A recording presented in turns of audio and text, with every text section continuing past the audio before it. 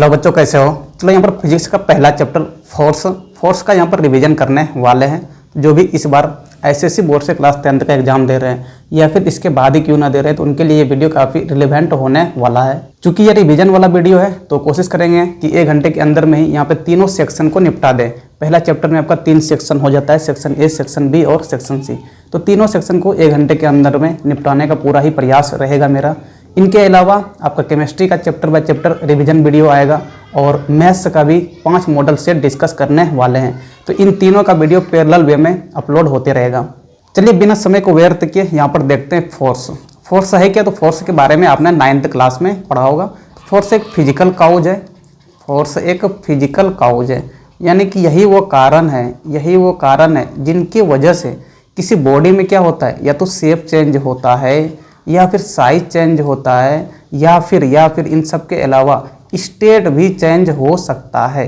समझे कि नहीं। स्टेट का मतलब क्या हुआ, तो कोई बॉडी रेस्ट में है तो वो मोशन में जा सकता है, अगर मोशन में है तो वो रेस्ट में भी आ सकता है। तो इन सब के पीछे जो वजह है वो कौन है, तो फोर्स है। अब यहाँ पे किस बॉडी का शेप चेंज होगा, साइज चेंज होगा या फिर स्टेट चेंज होगा, ये डिपेंड करता है कि बॉडी किस प्रकार का है। तो 2 तरह का बॉडी होता है, एक होता है रिजिड बॉडी और दूसरा क्या हो जाता है, तो नॉन रिजिड बॉडी हो जाता है। अगर रिजिड बॉडी होगा तो उसमें क्या चेंज होगा, अगर नॉन रिजिड बॉडी है तो उसमें क्या चेंज होने वाला है। देखिए 2 तरह का बॉडी है, एक है आपका रिजिड बॉडी, एक है आपका रिजिड बॉडी। दूसरा क्या हो जाएगा, तो दूसरा आपका हो जाएगा नॉन रिजिड बॉडी। ठीक है, दूसरा हो जाएगा नॉन रिजिड बॉडी। चलिए रिजिड बॉडी किसको बोल देंगे, तो जो टाइट वाला बॉडी होता है ना, जिनको हम लोग हाथ से दबा नहीं सकते हैं, हार्ड होना चाहिए, वो आपका रिजिड बॉडी हो गया। अगर इस बॉडी के ऊपर फोर्स लगाएंगे, इनका तो शेप साइज चेंज नहीं होने वाला है, फिर क्या चेंज होगा, तो एक आपका स्टेट बच गया, यानी कि रिजिड बॉडी का स्टेट ही चेंज होगा। स्टेट का मतलब क्या हो गया कि अगर रेस्ट में है ये बॉडी, फोर्स लगाने पर ये बॉडी मोशन में चला जाएगा। अगर मोशन में है पहले से तो हम इनको रोक के रेस्ट में भी ला सकते हैं। चलिए अगर नॉन रिजिड बॉडी है तो इनमें क्या होगा, तो नॉन रिजिड बॉडी है तो इनका शेप को चेंज कर सकते हैं। जैसे कि आपका प्लास्टिक वाला बॉल आता है, उनका शेप चेंज कर सकते हैं, साइज भी चेंज कर सकते हैं। इन सब के अलावा उस बॉडी का स्टेट ऑफ मोशन को भी चेंज कर सकते हैं, यानी कि स्टेट को भी चेंज कर सकते हैं। तो यहाँ पर याद रखना है कि रिजिड बॉडी है तो सिर्फ स्टेट चेंज होता है, अगर नॉन रिजिड बॉडी होता है तो शेप, साइज और स्टेट तीनों चेंज हो सकता है। चलिए फोर्स क्या था, तो फोर्स एक फिजिकल काउज था जिनके वजह से शेप, साइज और स्टेट चेंज हो रहा था। चलिए ठीक है, 9th में आपने पढ़ा होगा कि F बराबर क्या होता है, तो F बराबर मास इंटू एक्सेलरेशन होता है। और F बराबर क्या होता है, तो इसी को बोल देते हैं rate of change of momentum भी बोल देते हैं। ठीक है, ये आया कहाँ से, देखिए समझिएगा। यहाँ पे F बराबर क्या होता है, तो F बराबर मास इंटू एक्सेलरेशन, ये तो आपने पढ़ा ही होगा। ठीक है, और जान भी रहे होंगे आप। चलिए M इंटू ए क्या होता है, तो V minus you by T होता है। क्या होता है, V minus you by T. चलिए ठीक है, यहाँ पे देखिए F बराबर क्या हो जाएगा, मास इंटू ये V माइनस यू क्या है, तो चेंज इन वेलोसिटी। उनको देखो लिखते कैसे फिजिक्स में, तो dv लिख देते हैं। dv का मतलब हो गया चेंज इन वेलोसिटी। नीचे में देखो कितने समय में ये वेलोसिटी चेंज हुआ, तो छोटा सा समय में चेंज हुआ है, जिनको dt बोल देते हैं। क्या बोल देते हैं, dt बोल देते हैं। अब यहाँ पे देखो m इंटू dv आ गया, यानी कि m into velocity. Mass into velocity क्या होता है, तो ये मोमेंटम हो जाता है। क्या होता है, मोमेंटम को p से डिनोट करते हैं। तो यहाँ पे m इंटू छोटा सा dv है, यानी क्या बोल देंगे, छोटा सा मोमेंटम क्या बोल देंगे, dp। अब बाय नीचे में क्या है, तो dt है। f वेक्टर क्वांटिटी है तो यहाँ पे मोमेंटम पे भी वेक्टर लगा देंगे। चलिए f बराबर दूसरा क्या आ गया, तो इसी को देखो बोल देते हैं change, rate of change of momentum. Rate of change of momentum को क्या बोलते हैं, तो फोर्स भी बोलते हैं। यहाँ पे देखो f बराबर क्या लिखा हुआ है, तो rate of change of momentum. ठीक है, या फिर f बराबर क्या बोल सकते हैं, तो मास इंटू एक्सेलरेशन बोल सकते हैं। चलिए ठीक है, एसआई यूनिट क्या हो जाएगा, तो फोर्स का एसआई यूनिट इन न्यूटन होता है। ठीक है, सीजीएस यूनिट क्या होता है, तो डाइन होता है। चलिए ठीक है, 1 न्यूटन किसको बोल देंगे, 1 न्यूटन किसको बोल देंगे, देखो एसआई यूनिट क्या हो जाएगा, न्यूटन हो जाएगा, सिंबल एन हो जाता है। ठीक है, देखो यहाँ पे F बराबर क्या होता है, तो मास इंटू एक्सेलरेशन होता है। ठीक है, F बराबर क्या होता है, तो मास इंटू एक्सेलरेशन होता है। मास का एसआई यूनिट क्या होता है, तो kg होता है। ठीक है, एक्सेलरेशन का एसआई यूनिट क्या होता है, तो एक्सेलरेशन का हो जाता है मीटर पर सेकेंड स्क्वायर। तो केजी मीटर पर सेकेंड स्क्वायर को ही बोल देते हैं न्यूटन। क्या बोल देते हैं, इसी को न्यूटन बोल देते हैं और एन से इसको डिनोट करते हैं। चलिए ठीक है, 1 न्यूटन क्या हो गया, तो 1 न्यूटन बराबर 1 kg मीटर पर सेकंड स्क्वायर हो गया। ठीक है, सीजीएस यूनिट क्या हो जाता है, तो सीजीएस यूनिट डाइन हो जाता है। यहाँ पे लिखा हुआ नहीं है लेकिन याद रखिएगा कि सीजीएस यूनिट क्या होता है, तो डाइन होता है, DYNE बोलते हैं। और SI यूनिट क्या हो गया, तो न्यूटन हो गया। चलिए ठीक है, सीजीएस यूनिट का मतलब क्या हो गया, यहाँ पे थोड़ा समझिएगा। केजी है ना, तो केजी को ग्राम में लेना है, केजी को ग्राम में लेना है। यहाँ पे मीटर है तो मीटर को किस में लेंगे, सेंटीमीटर में लेंगे, तो ग्राम सेंटीमीटर पर सेकेंड स्क्वायर। टाइम जो रहेगा वो सेकेंड में ही रहेगा, तो ग्राम सेंटीमीटर पर सेकेंड स्क्वायर को ही क्या बोल देते हैं, इसी को डाइन बोल देते हैं। क्या बोल देते हैं, तो डाइन बोल देते हैं। चलिए, सीजीएस यूनिट आपका डाइन हो गया, SI यूनिट न्यूटन हो गया। न्यूटन और डाइन के बीच में क्या रिलेशन है, तो 1 न्यूटन बराबर हो जाता है आपका 10 की पावर 5 डाइन। क्या हो जाता है, 10 की पावर 5 डाइन। देखिए, और ये रिवीजन के प्रोस्पेक्टिव से ये वीडियो बना रहे तो जाहिर सी बात है कि यहाँ पर फास्ट चलेंगे, ज़्यादा डिटेल में यहाँ पर बात नहीं करेंगे, समझे कि नहीं। अब ये 1 न्यूटन बराबर 10 की पावर 5 डाइन कहाँ से आया, तो इसके बारे में यहाँ पे बात नहीं करेंगे, नहीं तो फिर वीडियो लंबा हो जाएगा, कोई मतलब नहीं बनेगा फिर रिवीजन वीडियो का। 1 घंटे के अंदर में निपटाने का पूरा ही प्रयास करेंगे यहाँ पे। तो शॉर्ट में देखना होगा कि आपका थियोरेटिकल पोर्शन जो वो 100% आपका रिवीजन हो जाए, लेकिन न्यूमेरिकल पोर्शन जो होगा यहाँ पे न्यूमेरिकल से भी नहीं देखेंगे, समझेगा नहीं। 100% थ्योरेटिकल से एक भी क्वेश्चन नहीं छूटेगा आपका, अगर आप अच्छे से रिवीजन यहाँ पे देख लेते हैं तो। और न्यूमेरिकल्स के लिए अगले महीने अलग से वीडियो बनाएंगे, तो वहाँ पे फिर न्यूमेरिकल्स वगैरह देखेंगे। इस महीने जो है वो आपका थ्योरेटिकल पोर्शन चाहे फिजिक्स केमिस्ट्री दोनों का यहाँ पर देखने वाले हैं। चलिए, इस चैप्टर में अब देखना क्या है, तो इस चैप्टर में हमें रिजिड बॉडी के बारे में पढ़ना है, नॉन रिजिड बॉडी के बारे में नहीं पढ़ना है। चलिए ठीक है, रिजिड बॉडी, जब किसी रिजिड बॉडी में फोर्स लगाते हैं यानी कि बल लगाते हैं, तो उस बॉडी में 2 तरह का मोशन होता है। एक मोशन को क्या बोल देते हैं, लीनियर या फिर ट्रांसलेशनल मोशन बोल देते हैं, और दूसरा क्या हो जाता है, रोटेशनल मोशन हो जाता है। ठीक है, लीनियर मोशन किसको बोल देंगे, जब किसी बॉडी के ऊपर बल लगाएंगे, फोर्स लगाएंगे, तो वो बॉडी स्ट्रेट लाइन में मूव करना चाहिए, स्ट्रेट पाथ में ट्रेवल करना चाहिए, तब जाके उस बॉडी के मोशन को क्या बोल देंगे, तो लीनियर मोशन बोल देंगे। When a body moves in a straight path in the direction of force, तब उस बॉडी के मोशन को क्या बोल देंगे, लीनियर और ट्रांसलेशनल मोशन बोल देंगे। दूसरा क्या है, तो दूसरा आपका रोटेशनल मोशन हो जाता है। रोटेशनल मोशन का क्या मतलब हो गया, जब कोई बॉडी अपने एक्सिस के अराउंड में रोटेट करेगा तो उसके मोशन को बोल देंगे रोटेशनल मोशन। जैसे कि आपका व्हील वगैरह जो होता है वो अपने एक्सिस के अराउंड में रोटेट करता है, तो वो आपका रोटेशनल मोशन हो गया। जैसे देखो, अगर रोटेशनल मोशन होना है तो वो बॉडी आगे बढ़ने के लिए फ्री नहीं होना चाहिए। जैसे यहाँ पे देखो, ये वाला व्हील आपको दिखाई दे रहा होगा, ये व्हील देखो, यहाँ पे एक पाइवटेड पॉइंट है, इस पाइवटेड पॉइंट के अराउंड में ये बॉडी क्या होगा, तो रोटेट करते रहेगा। यहाँ पे देखो, इधर से फोर्स लगा रहे हैं, जब फोर्स लगाएंगे तो ये बॉडी इस प्रकार से रोटेट करेगा, ये बॉडी आगे की तरफ मूव नहीं करेगा, ये बॉडी इधर आगे की तरफ मूव नहीं करेगा, ये बॉडी मूव करने के लिए अपने एक्सिस में ही फ्री है, तो ये क्या करेगा, अपने एक्सिस में इस प्रकार से रोटेट करने लगेगा।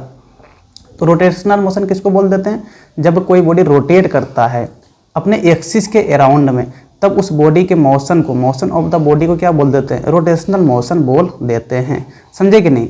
चलिए, रोटेशनल मोशन होने के लिए वो बॉडी फ्री नहीं होना चाहिए आगे बढ़ने के लिए, मतलब कि बांधा हुआ होना चाहिए। जैसे यहाँ पे बीच में एक पाइवटेड पॉइंट होना चाहिए जिसके अराउंड में वो बॉडी मूव करेगा।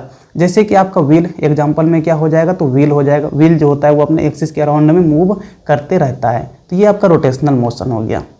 अगला है moment of force. Moment of force को टॉर्क भी बोलते हैं।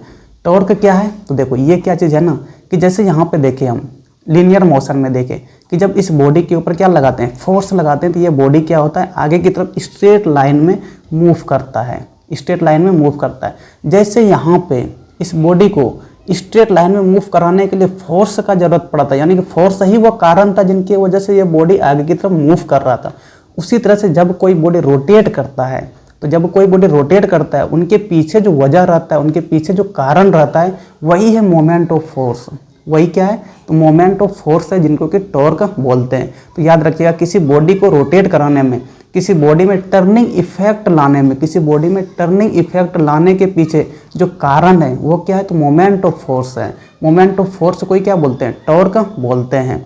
चलिए ठीक है, देखो, the turning effect on the body about an axis is due to the moment of force, ठीक है, अप्लाइड ऑन द बॉडी। चलो ठीक है, मोमेंट ऑफ फोर्स का फॉर्मूला क्या हो जाएगा, तो मोमेंट ऑफ फोर्स बराबर होता है किनका, तो magnitude of force Guna perpendicular distance. देखो ये वाला इतना लंबा लाइन पढ़ने में नहीं आएगा।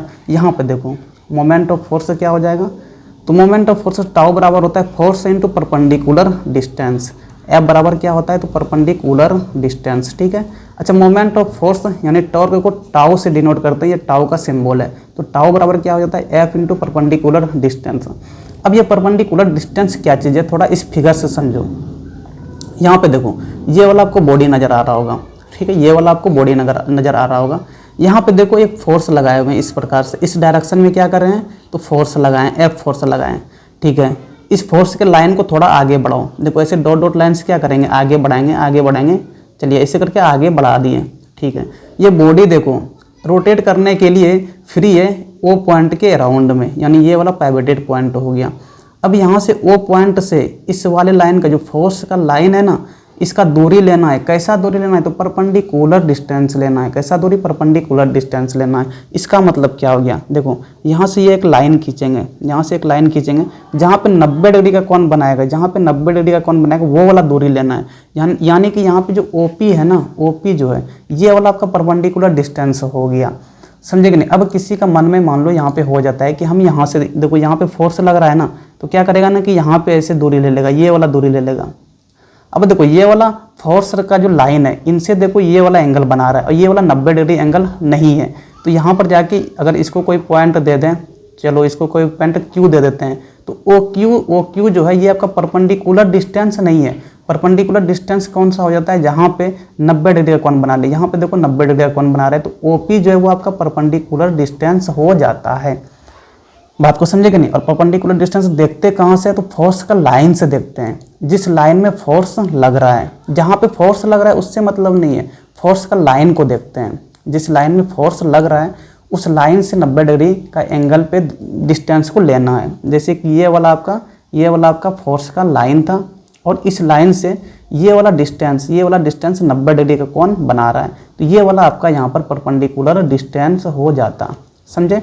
अब यहाँ पे देखो टाउ बराबर एफ गुना परपेंडिकुलर डिस्टेंस, इस फिगर के हिसाब से क्या है, तो ओपी है, तो एफ गुना क्या हो जाएगा, ओपी हो जाएगा, एफ गुना ओपी हो जाएगा। तो ये आपका फॉर्मूला हो गया, याद रखना है। टाउ बराबर क्या होता है, तो एफ गुना परपेंडिकुलर डिस्टेंस होता है। अब देखिए टॉर्क किस पे डिपेंड करेगा, यानी कि मोमेंट ऑफ फोर्स किस पे डिपेंड करेगा। तो फॉर्मूला में देखो क्या आ रहा है, तो टॉर्क बराबर क्या आया, एफ गुना परपेंडिकुलर डिस्टेंस आया। फॉर्मूला में फोर्स आ रहा है और परपेंडिकुलर डिस्टेंस आ रहा है, तो इसी दोनों के ऊपर ही टॉर्क आपका डिपेंड करेगा। यानी turning effect on a body by a force depends on the two following factor. पहला क्या हो जाएगा, तो मैग्नीट्यूड ऑफ द फोर्स, जो फॉर्मूला में आया है एफ के ऊपर डिपेंड करेगा, पहला तो वो हो गया। दूसरा क्या हो जाएगा, तो दूसरा हो जाएगा the distance of line of action of the force from the axis of rotation. इनको शॉर्ट में बोले तो पहला एफ पे डिपेंड करेगा, दूसरा किस पे डिपेंड करेगा, तो परपेंडिकुलर डिस्टेंस पे डिपेंड करेगा। तो याद रखना यहाँ पे मोमेंट ऑफ फोर्स यानी कि टॉर्क किस पे डिपेंड करता है, तो पहला फोर्स पे डिपेंड करेगा जो फॉर्मूला में आया है। दूसरा किस पे डिपेंड करता है, तो परपेंडिकुलर डिस्टेंस पे डिपेंड करता है।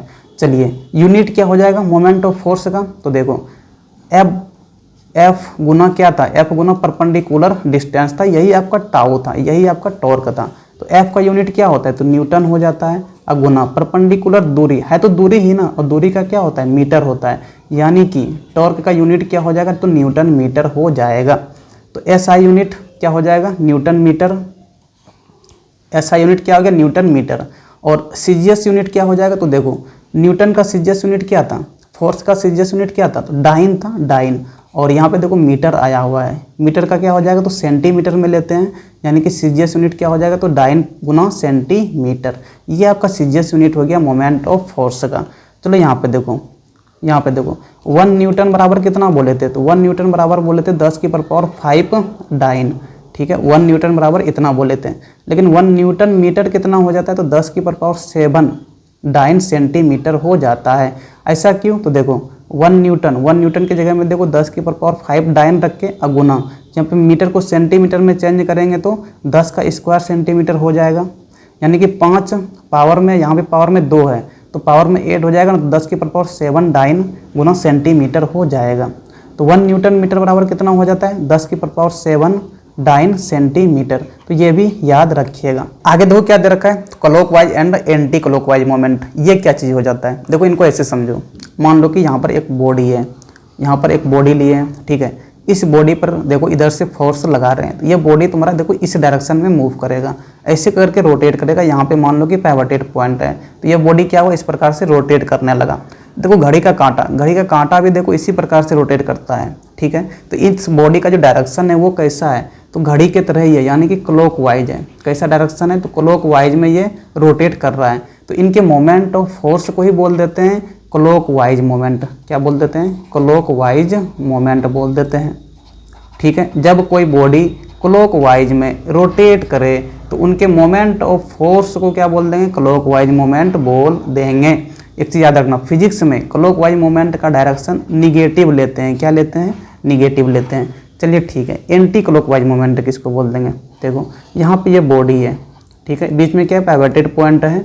चलो इस बॉडी में क्या करो, इधर से बल लगाओ, इधर से बल लगाएंगे तो देखो यहाँ पे इस पॉइंट पे बल लगेगा ना, तो ये बॉडी इस प्रकार से रोटेट करेगा, इस प्रकार से देखो रोटेट करेगा। अब इस प्रकार से रोटेट कर रहा है ना, तो देखो घड़ी का कांटा जिस दिशा में रोटेट करता है उनके विपरीत में ये बॉडी रोटेट कर रहा है, उनके अपोजिट में कर रहा है। यानी कि अपोजिट में अगर करे, घड़ी का कांटा का अपोजिट अगर रोटेट करे तो इसको बोल देते हैं एंटी क्लॉकवाइज। इनका डायरेक्शन कैसा है, तो एंटी क्लॉकवाइज है, एंटी क्लॉकवाइज, ठीक है। तो इनके मोमेंट ऑफ फोर्स को क्या बोल देते हैं, एंटी क्लॉकवाइज मोमेंट बोल देते हैं। इनके मोमेंट ऑफ फोर्स को क्या बोल देते हैं, एंटी क्लॉकवाइज मोमेंट बोल देते हैं। इनके मोमेंट ऑफ फोर्स को क्या बोल देते हैं, एंटी क्लॉकवाइज मोमेंट बोल देते हैं। इनका डायरेक्शन क्या लेते हैं, तो इनका डायरेक्शन पॉजिटिव लेते हैं। तो यही आपका क्लॉकवाइज मोमेंट है और एंटी क्लॉकवाइज मोमेंट है। जब कोई बॉडी क्लॉकवाइज में रोटेट करे तो उनके मोमेंट को क्या बोल देंगे, क्लॉकवाइज मोमेंट। जब कोई बॉडी एंटी क्लॉकवाइज में रोटेट करे तो उनके मोमेंट को क्या बोल देंगे, एंटी क्लॉकवाइज मोमेंट बोल देंगे। क्लॉकवाइज में डायरेक्शन कैसा लेते हैं, तो निगेटिव लेते हैं, और एंटी क्लॉकवाइज में डायरेक्शन कैसा लेते हैं, तो पॉजिटिव लेते हैं। चलिए यहाँ पर अब कोई आपको कन्फ्यूजन नहीं रहना चाहिए क्लॉकवाइज और एंटी क्लॉकवाइज मोमेंट में, समझे कि नहीं। चलिए कुछ एग्जाम्पल देख लेते हैं, common example of moment of force. पहला एग्जाम्पल देखो क्या हो जाएगा, जैसे घर में हम लोग दरवाजा वगैरह देखते हैं, दरवाजा वगैरह खोलते हैं तो वहाँ पे वो दरवाजा क्या करता है, रोटेट करता है। क्या करता है, रोटेट करता है। यानी कि वहाँ पर जो रोटेट कराने के पीछे जो कारण है वो कौन है, तो वो टॉर्क ही है।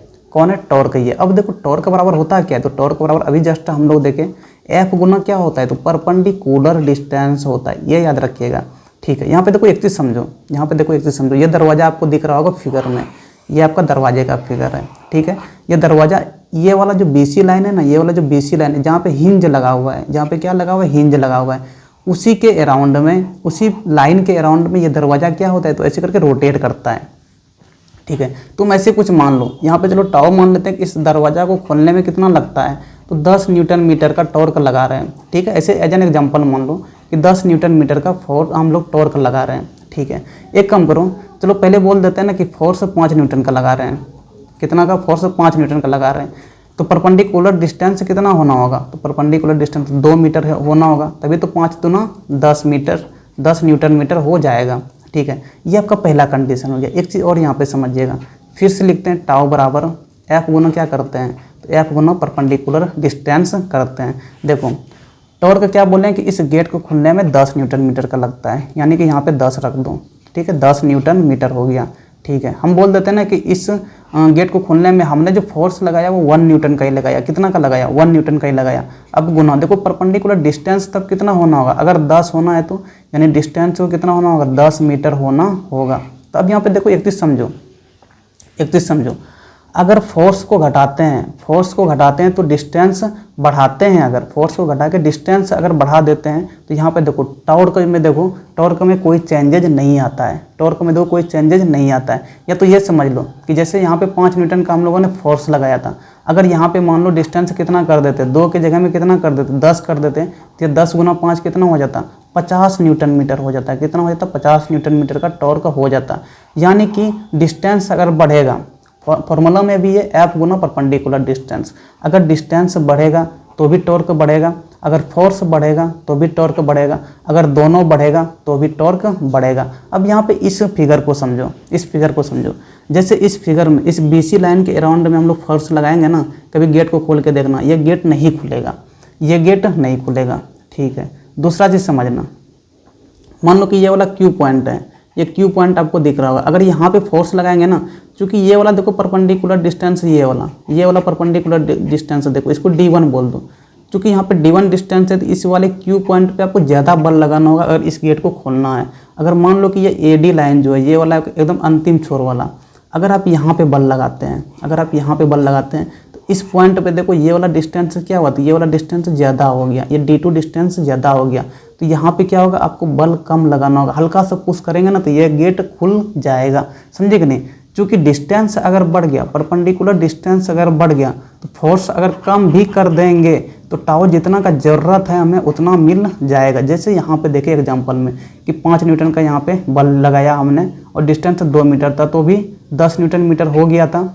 और दूसरे केस में देखें कि फोर्स हमने 1 न्यूटन का ही लगाया, लेकिन जैसे डिस्टेंस 10 मीटर कर दिया ना तो भी टॉर्क 10 न्यूटन मीटर का हो गया। यानी कि हमें जितना टॉर्क का ज़रूरत था ये अंतिम छोर वाले में, यहाँ पे कम फोर्स लगा के हमें उतना टॉर्क मिल गया। क्योंकि यहाँ पे क्या हुआ था, डिस्टेंस बढ़ गया था। लेकिन जब बीच में Q पॉइंट पे बल लगा रहे थे, तो वहाँ पे चूँकि डिस्टेंस कम था, चूँकि यहाँ पे क्या था, डिस्टेंस कम था, इसीलिए इस केस में Q पॉइंट पे हमें ज़्यादा फोर्स लगाना पड़ा ताकि जितना टॉर्क का ज़रूरत है उतना मिल जाए। तो ये है गेट खोलने का यहाँ पर जो आपका फिजिक्स यहाँ पे यूज होता है, वो क्या, तो मोमेंट ऑफ फोर्स ही है इनके पीछे, जिनकी वजह से गेट वगैरह खुलता है। तो यहाँ पे याद रखिएगा कि अंतिम छोर पे जो फोर्स लगाते हैं तो कम लगाते हैं क्योंकि डिस्टेंस बढ़ जाता है। अगर बीच वगैरह में लगाएंगे तो ज़्यादा फोर्स लगाना पड़ता है क्योंकि डिस्टेंस घटता है। अगर BC लाइन में आपने फोर्स लगा रहा है तो वहाँ पे कितना भी आप फोर्स क्यों ना लगा लो, फिर भी यह गेट नहीं खुलने वाला है। क्योंकि उस केस में डिस्टेंस, परपेंडिकुलर डिस्टेंस कितना हो जाता है, टॉर्क के बराबर क्या होता है, तो फोर्स गुना परपेंडिकुलर डिस्टेंस। देखो ये कितना हो जाएगा, तो ये 0 हो जाएगा। यानी यहाँ से टाउ बराबर क्या हो गया, तो टाउ बराबर 0 आ गया। जब टॉर्क 0 आ गया तो कोई भी टर्निंग इफेक्ट इस गेट के ऊपर नहीं होने वाला है। बात को समझे कि नहीं। चलो दूसरा एग्जाम्पल देखते हैं। जैसे यहाँ पे देखो, यहाँ पे दिया हुआ एंटी क्लॉकवाइज रोटेशन और दूसरा क्या है तो क्लॉकवाइज रोटेशन। यहाँ पे देखो इसके ऊपर ऐसे करके फोर्स लगा रहे हैं तो ये बॉडी तुम्हारा इस प्रकार से रोटेट कर रहा है, तो घड़ी के सुई के विपरीत में रोटेट कर रहा है, इसलिए इसका डायरेक्शन क्या हो जाएगा, एंटी क्लॉकवाइज रोटेशन हो जाएगा। इसके मोमेंट को एंटी क्लॉकवाइज मोमेंट बोल देते हैं। डायरेक्शन फिजिक्स में क्या लेते हैं, तो पॉजिटिव लेते हैं। यहाँ पे देखो फोर्स देखो इनके ऊपर में लगा रहे हैं, जैसे ही फोर्स का पोजीशन चेंज करा ना तो देखो रोटेशन बदल गया। अब देखो यहाँ पे क्या हो गया, इस प्रकार से रोटेट कर रहा है, यानी कि क्लॉकवाइज में अब रोटेट कर रहा है। जैसे ही फोर्स का डायरेक्शन बदल गया, रोटेशन भी देखो चेंज हो गया। कैसा हो गया, क्लॉकवाइज रोटेशन हो गया। यानी इनके मोमेंट को क्या बोल देते हैं, क्लॉकवाइज मोमेंट बोल देते हैं। इस केस में जो डायरेक्शन लेते हैं फिजिक्स में वो कैसा लेते हैं, तो निगेटिव लेते हैं। क्लॉकवाइज में निगेटिव डायरेक्शन और एंटी क्लॉकवाइज में पॉजिटिव डायरेक्शन। जैसे हम लोग साइकिल वगैरह चलाते हैं, ठीक है। देखो ये वाला आपका क्या है, तो ये वाला आपका देखो यहाँ पे देखो ये वाला आपका क्या हो गया, तो ये आपका एक्सल हो गया, ठीक है। और ये वाला देखो पाइवटेड पॉइंट है, ये पाइवटेड पॉइंट है, ठीक है। यहीं पे हम लोग पैडल वगैरह मारते हैं तो ये आपका रोटेट करता है, ठीक है। अब देखो ये आपका पैडल जितना ज़्यादा लंबा रहेगा, यानी कि यही तो आपका परपेंडिकुलर डिस्टेंस है, अगर ये दूरी ज़्यादा रहेगा तो फोर्स हमें कम लगाना पड़ेगा अगर इसको हमें रोटेट करवाना है। क्योंकि टॉर्क के बराबर क्या होता है, तो F गुना परपेंडिकुलर डिस्टेंस होता है। अगर परपेंडिकुलर डिस्टेंस ये D अगर बढ़ गया तो F कम भी लगाएंगे तो भी जितना टॉर्क का हमें ज़रूरत है उतना टॉर्क मिल जाएगा। लेकिन अगर परपेंडिकुलर डिस्टेंस आपका कम हो गया तो उस केस में आपको ज़्यादा फोर्स लगाना पड़ेगा, क्योंकि आपको एक मिनिमम टॉर्क का ज़रूरत पड़ेगा इसको रोटेट करवाने में। तो याद रखना कि अगर D को बढ़ाते हैं तो F कम भी लगाएंगे तो भी टॉर्क उतना मिल जाएगा। लेकिन अगर आप D को कम कर देते हैं यानी D घटा देते हैं, उस केस में आपको फोर्स ज़्यादा लगाना पड़ता है, तब जाके जितना आपको टॉर्क का ज़रूरत है उतना टॉर्क आपको मिलने वाला है। चलिए ये आपका एक एग्जांपल हो गया। वैसे देखो रेंच वाला आप लोगों ने देखा होगा, ये रेंच वगैरह घर वगैरह में देखे होंगे। तो देखो यहाँ पे ये क्या करता है, ये नट है आपका, ये नट खुलने में यूज होता है, ठीक है। ये वाला आपका हैंडल है, यही तो परपेंडिकुलर डिस्टेंस है। यहाँ पे क्या करते हैं हम लोग फोर्स वगैरह लगाते हैं, ठीक है। अब देखो अगर ये डिस्टेंस बढ़ जाएगा, मान लो ये डिस्टेंस बढ़ा के थोड़ा और इतना कर दिए, ये वाला डिस्टेंस बढ़ा के इतना कर दिए, ठीक है। पहले जितना हम फोर्स लगा रहे थे, इनको F1 बोल दो, पहले जितना हम फोर्स लगा रहे थे यहाँ पे क्या कर दो, F2 कर दो। बाद में हमें कम फोर्स लगाना होगा अगर इसी नट को खोलना है। क्यों कम लगाना होगा, क्योंकि ये वाला जो दूरी है ना, ये वाला दूरी बढ़ गया। जैसे ही ये वाला दूरी बढ़ गया मतलब कि अब हम F2 कम भी लगाएंगे तो भी जितना टॉर्क का ज़रूरत है उतना मिल जाएगा। लेकिन इस वाले केस में जब F1 फोर्स लग रहा है आपका, जब क्या लग रहा है तो F1 फोर्स लग रहा है, तो यहाँ पर ज़्यादा फोर्स लगाना होगा, क्योंकि यहाँ पर दूरी, अभी जो एक एग्जांपल लिए थे दूरी बढ़ा के, तो उससे कम डिस्टेंस पे है तो फोर्स ज़्यादा लगाना होगा। इसीलिए आप लोगों ने देखा होगा कि जो मैकेनिक्स वगैरह होता है ना, वो क्या करता है रेंच वगैरह में ना थोड़ा और वेल्डिंग करवा के उनका डिस्टेंस को बढ़ा देता है। डिस्टेंस जैसे बढ़ा देगा ना तो कम उनको फोर्स लगाना होगा, अपना इफर्ट कम लगाना होगा किसी नट वगैरह को खुलने में, समझे कि नहीं। डिस्टेंस अगर बढ़ जाता है तो अपना इफर्ट कम लगता है, क्योंकि जितना उनको मिनिमम टॉर्क चाहिए तो डिस्टेंस बढ़ा के फोर्स कम ही भी लगाएगा तो भी उनको मिनिमम टॉर्क मिल जाएगा। चलिए कपल पे चलते हैं। अब यहाँ तक समझ में आया होगा। अगर कुछ कन्फ्यूजन वगैरह रह गया तो आप कमेंट करके बता सकते हैं। चलिए अगला टॉपिक क्या है यहाँ पे, तो कपल है। कपल किसको बोल देते हैं, देखो जब किसी बॉडी के ऊपर दो बल लगना चाहिए, दो फोर्स लगना चाहिए और दोनों फोर्स बराबर होना चाहिए, यानी कि एक अगर 5 न्यूटन का है तो दूसरा भी 5 न्यूटन का होना चाहिए, दोनों फोर्स इक्वल होना चाहिए, साथ ही दोनों का डायरेक्शन क्या होना चाहिए, तो अपोजिट होना चाहिए, साथ ही दोनों का डायरेक्शन अपोजिट होना चाहिए, तब जाके उन दोनों फोर्स को मिला के क्या बोल देते हैं, कपल बोल देते हैं। कपल का मतलब कि दो फोर्स किसी बॉडी पर लगना चाहिए और दोनों फोर्स का डायरेक्शन अपोजिट होना चाहिए और मैग्नीट्यूड दोनों का बराबर होना चाहिए, तब जाके उन दोनों फोर्स को मिला के क्या बोल देते हैं, तो कपल बोल देते हैं। चलिए यहाँ पे एक चीज़ याद रखिएगा कि किसी बॉडी को रोटेट कराने में कपल ही इंपॉर्टेंट होता है, यानी कि बिना कपल के कोई बॉडी रोटेट नहीं कर सकता। A couple is always needed to produce a rotation, ठीक है, यानी कि कपल चाहिए होता है अगर किसी बॉडी को रोटेट करवाना है। तो अब देखिए हमने जो पीछे में डिस्कस करा कि यहाँ पर एक ही फोर्स दिखा रहे थे और एक ही फोर्स की वजह से एक बॉडी यहाँ पर रोटेट कर रहा था, तो यहाँ पे एक जो फोर्स है ना वो छुपा हुआ था। वो कौन फोर्स छुपा हुआ था, तो देखिए मान लीजिए ये एक बॉडी है आपका, ठीक है, हमने इस बॉडी के ऊपर यहाँ पे बल लगाया, F फोर्स लगाया, ठीक है, ये पॉइंट के अराउंड में ये बॉडी क्या करेगा, रोटेट करना स्टार्ट कर दिया, ठीक है। न्यूटन का थर्ड लॉ अगर आपको याद हो क्या कहता है, every action has equal and opposite reaction, यानी एक्शन बराबर क्या होता है, तो रिएक्शन होता है, लेकिन रिएक्शन का डायरेक्शन क्या होता है, तो अपोजिट होता है। यानी कि अगर हम इस बॉडी के ऊपर F बल लगा रहे हैं तो ये बॉडी इस पॉइंट के अराउंड में रोटेट कर रहा है, इस पॉइंट पे रिएक्शन भी डेवलप होगा, इस पॉइंट पे रिएक्शन भी डेवलप होगा और रिएक्शन का मान कितना होगा, तो F के बराबर ही होगा, F के बराबर ही होगा। लेकिन उस रिएक्शन का डायरेक्शन क्या होगा, तो देखो आगे में माइनस साइन लगा हुआ है और माइनस का मतलब हो गया कि अपोजिट में होगा, इस F का डायरेक्शन से अपोजिट में होगा। तो इस बॉडी के ऊपर एक्सटर्नल फोर्स हम F का लगाए हैं, लेकिन इस बॉडी में एक रिएक्शन डेवलप हो रहा है इस हिंज पॉइंट पे, जो कि इस मान में F के बराबर है लेकिन डायरेक्शन में इस F के अपोजिट में। तो देखिए यहाँ भी दो फोर्स हो गया ना, एक्सटर्नल से F लगाए और इंटरनल से भी F लग रहा है, जिनका डायरेक्शन क्या होगा, तो अपोजिट में होगा। यानी अगर ऊपर की तरफ लगा रहे हैं तो इसमें इधर नीचे की तरफ लगेगा, इसका मान भी कितना होगा, F ही होगा। तो दो फोर्स यहाँ भी हो गया ना। तो याद रखिएगा कि किसी बॉडी को अगर रोटेट करवाना होता है तो उसमें कपल जरूरी होता है ना। A couple is always needed, a couple is always needed to produce a rotation. वो और बात है कि हम लोग पीछे में जो एग्जांपल्स वगैरह देखे वहाँ पे एक ही फोर्स दिखा रहे थे और एक फोर्स जो था वो छुपा हुआ था, वो कौन सा, तो every action is equal and opposite reaction, Newton's का थर्ड लॉ, ये याद रखिएगा आप लोग।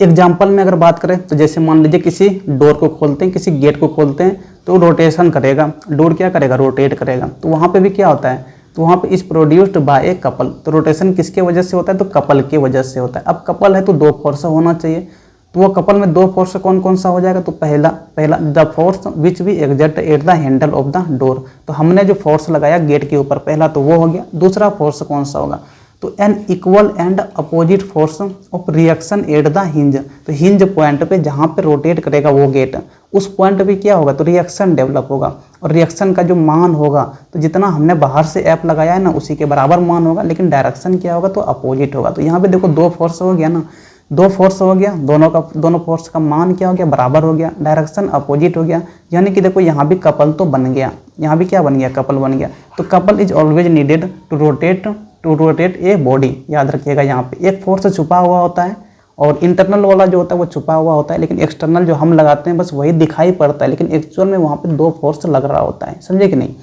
एग्जांपल में देखो, जैसे कि ये वाला कार रेंच है, ये वाला कार रेंच है और एक यहाँ पर रेंच है, दो रेंच आपको दिख रहा होगा, ठीक है। और देखो बाहर से भी दोनों फोर्स लगा सकते हैं, ये जरूरी नहीं है कि एक एक्सटर्नल है तो दूसरा इंटरनल होगा हमेशा, ये जरूरी नहीं है, बाहर से भी दोनों फोर्स लगा सकते हैं। जैसे यहाँ पे देखो ये वाला रेंच देखा होगा आपने, इस रेंच को क्या करते हैं, उंगली में फंसा के इसको रोटेट करवाते हैं।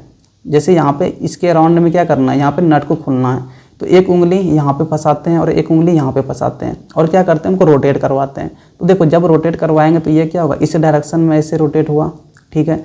इस उंगली से इधर फोर्स लगाएं और इस वाले एंड पे इधर फोर्स लगेगा, इधर फोर्स लगेगा, यानी इस डायरेक्शन में रोटेट करेगा। और दोनों एफ क्या होगा, तो बराबर होगा, दोनों एफ क्या होगा, बराबर होगा। और डायरेक्शन देखो दोनों का क्या हो गया, अपोजिट हो गया, दोनों का डायरेक्शन अपोजिट हो गया, ठीक है। इसका मतलब यहाँ पे क्या बन रहा है, तो इसमें भी क्या बन रहा है, कपल बन रहा है। दो इक्वल फोर्स लग रहा है और दोनों का डायरेक्शन क्या हो रहा है, तो अपोजिट हो रहा है। दूसरा वाला ये रेंच देखो, मान लो कि यहाँ पे इसमें क्या है, तो नट फंसा हुआ, इस नट को खुलना है। देखो यहाँ पे एक फोर्स लगाए, एफ फोर्स लगाए, ठीक है। दूसरा फोर्स देखो इस एंड में लगाए, एफ फोर्स लगाए। तो इस एफ के वजह से ये बॉडी इधर की तरफ रोटेट होगा और इस एफ की वजह से ये बॉडी इधर की तरफ रोटेट होगा। तो ये क्या होगा, ये पूरा घूमेगा और यहाँ पे क्या लगा हुआ है, तो नट लगा हुआ है, तो ये नट क्या होगा, आपका खुलने लगेगा। तो कपल की वजह से देखो यहाँ पे क्या हो रहा है, ये आपका नट खुल रहा है। तो चूंकि रोटेट करना है ना, अभी जस्ट देखे थे कि couple is always needed to rotate a body. तो यहाँ पे कपल प्रोड्यूस हो रहा है, अब कपल बन रहा है, इसका मतलब ये बॉडी क्या होगा, रोटेट करेगा। अगर रोटेट करेगा तो यहाँ पे नट खुलेगा। और कार रेंच के केस में भी वैसा ही हो रहा है, यहाँ पे भी कपल बन रहा है, मतलब ये वाला जो कार रेंच ये रोटेट करेगा और रोटेट करने की वजह से यहाँ पे जो नट लगा हुआ है ये भी आपका खुलेगा। तो कपल इज ऑलवेज नीडेड। और एग्जाम्पल देखें तो जैसे यहाँ पे देखें, टर्निंग ए वाटर टैप, यहाँ पे भी देखो एक यहाँ पे इस उंगली पे ऐप लगाते हैं, इधर भी एक ऐप लगता है, जिनकी वजह से ये आपका रोटेट करता है और रोटेट करने की वजह से फिर पानी गिरता है। तो यहाँ पे भी आपका कपल होता है। जैसे ये वाला ढक्कन है, ढक्कन को खोलना है तो दो उंगली से ऐसे दोनों तरफ से घुमाते हैं, समझे कि नहीं। एक ये वाला उंगली पे ऐप बल लगाए, इधर भी देखो, इधर से भी क्या करेगा, ऐप लगेगा और दोनों का डायरेक्शन अपोजिट होगा लेकिन मैग्नीट्यूड में बराबर होगा। तो ढक्कन को खोलने में भी रोटेट कर रहा है ना, तो वहाँ भी कपल प्रोड्यूस हो रहा है, समझे कि नहीं। जैसे यहाँ पे चाबी वाला एग्जाम्पल दिया हुआ है, ताला खुलने वाला, तो यहाँ भी कपल फॉर्म हो रहा है। जैसे कि हम लोग स्टीयरिंग व्हील वगैरह गाड़ी वगैरह चलाते हैं, 4 व्हीलर में आपने देखा होगा, दोनों हाथ से उस स्टीयरिंग व्हील को पकड़ के रखते हैं, समझे कि नहीं।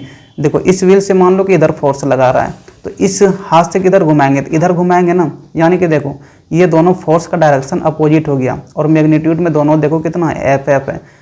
कपल बन रहा है, यहाँ भी मैग्नीट्यूड में दोनों का एफ एफ है और डायरेक्शन दोनों का अपोजिट है, यानी कपल बन रहा है। अब कपल बन रहा है तो ये वाला जो व्हील है वो क्या करेगा, रोटेट करना स्टार्ट करेगा।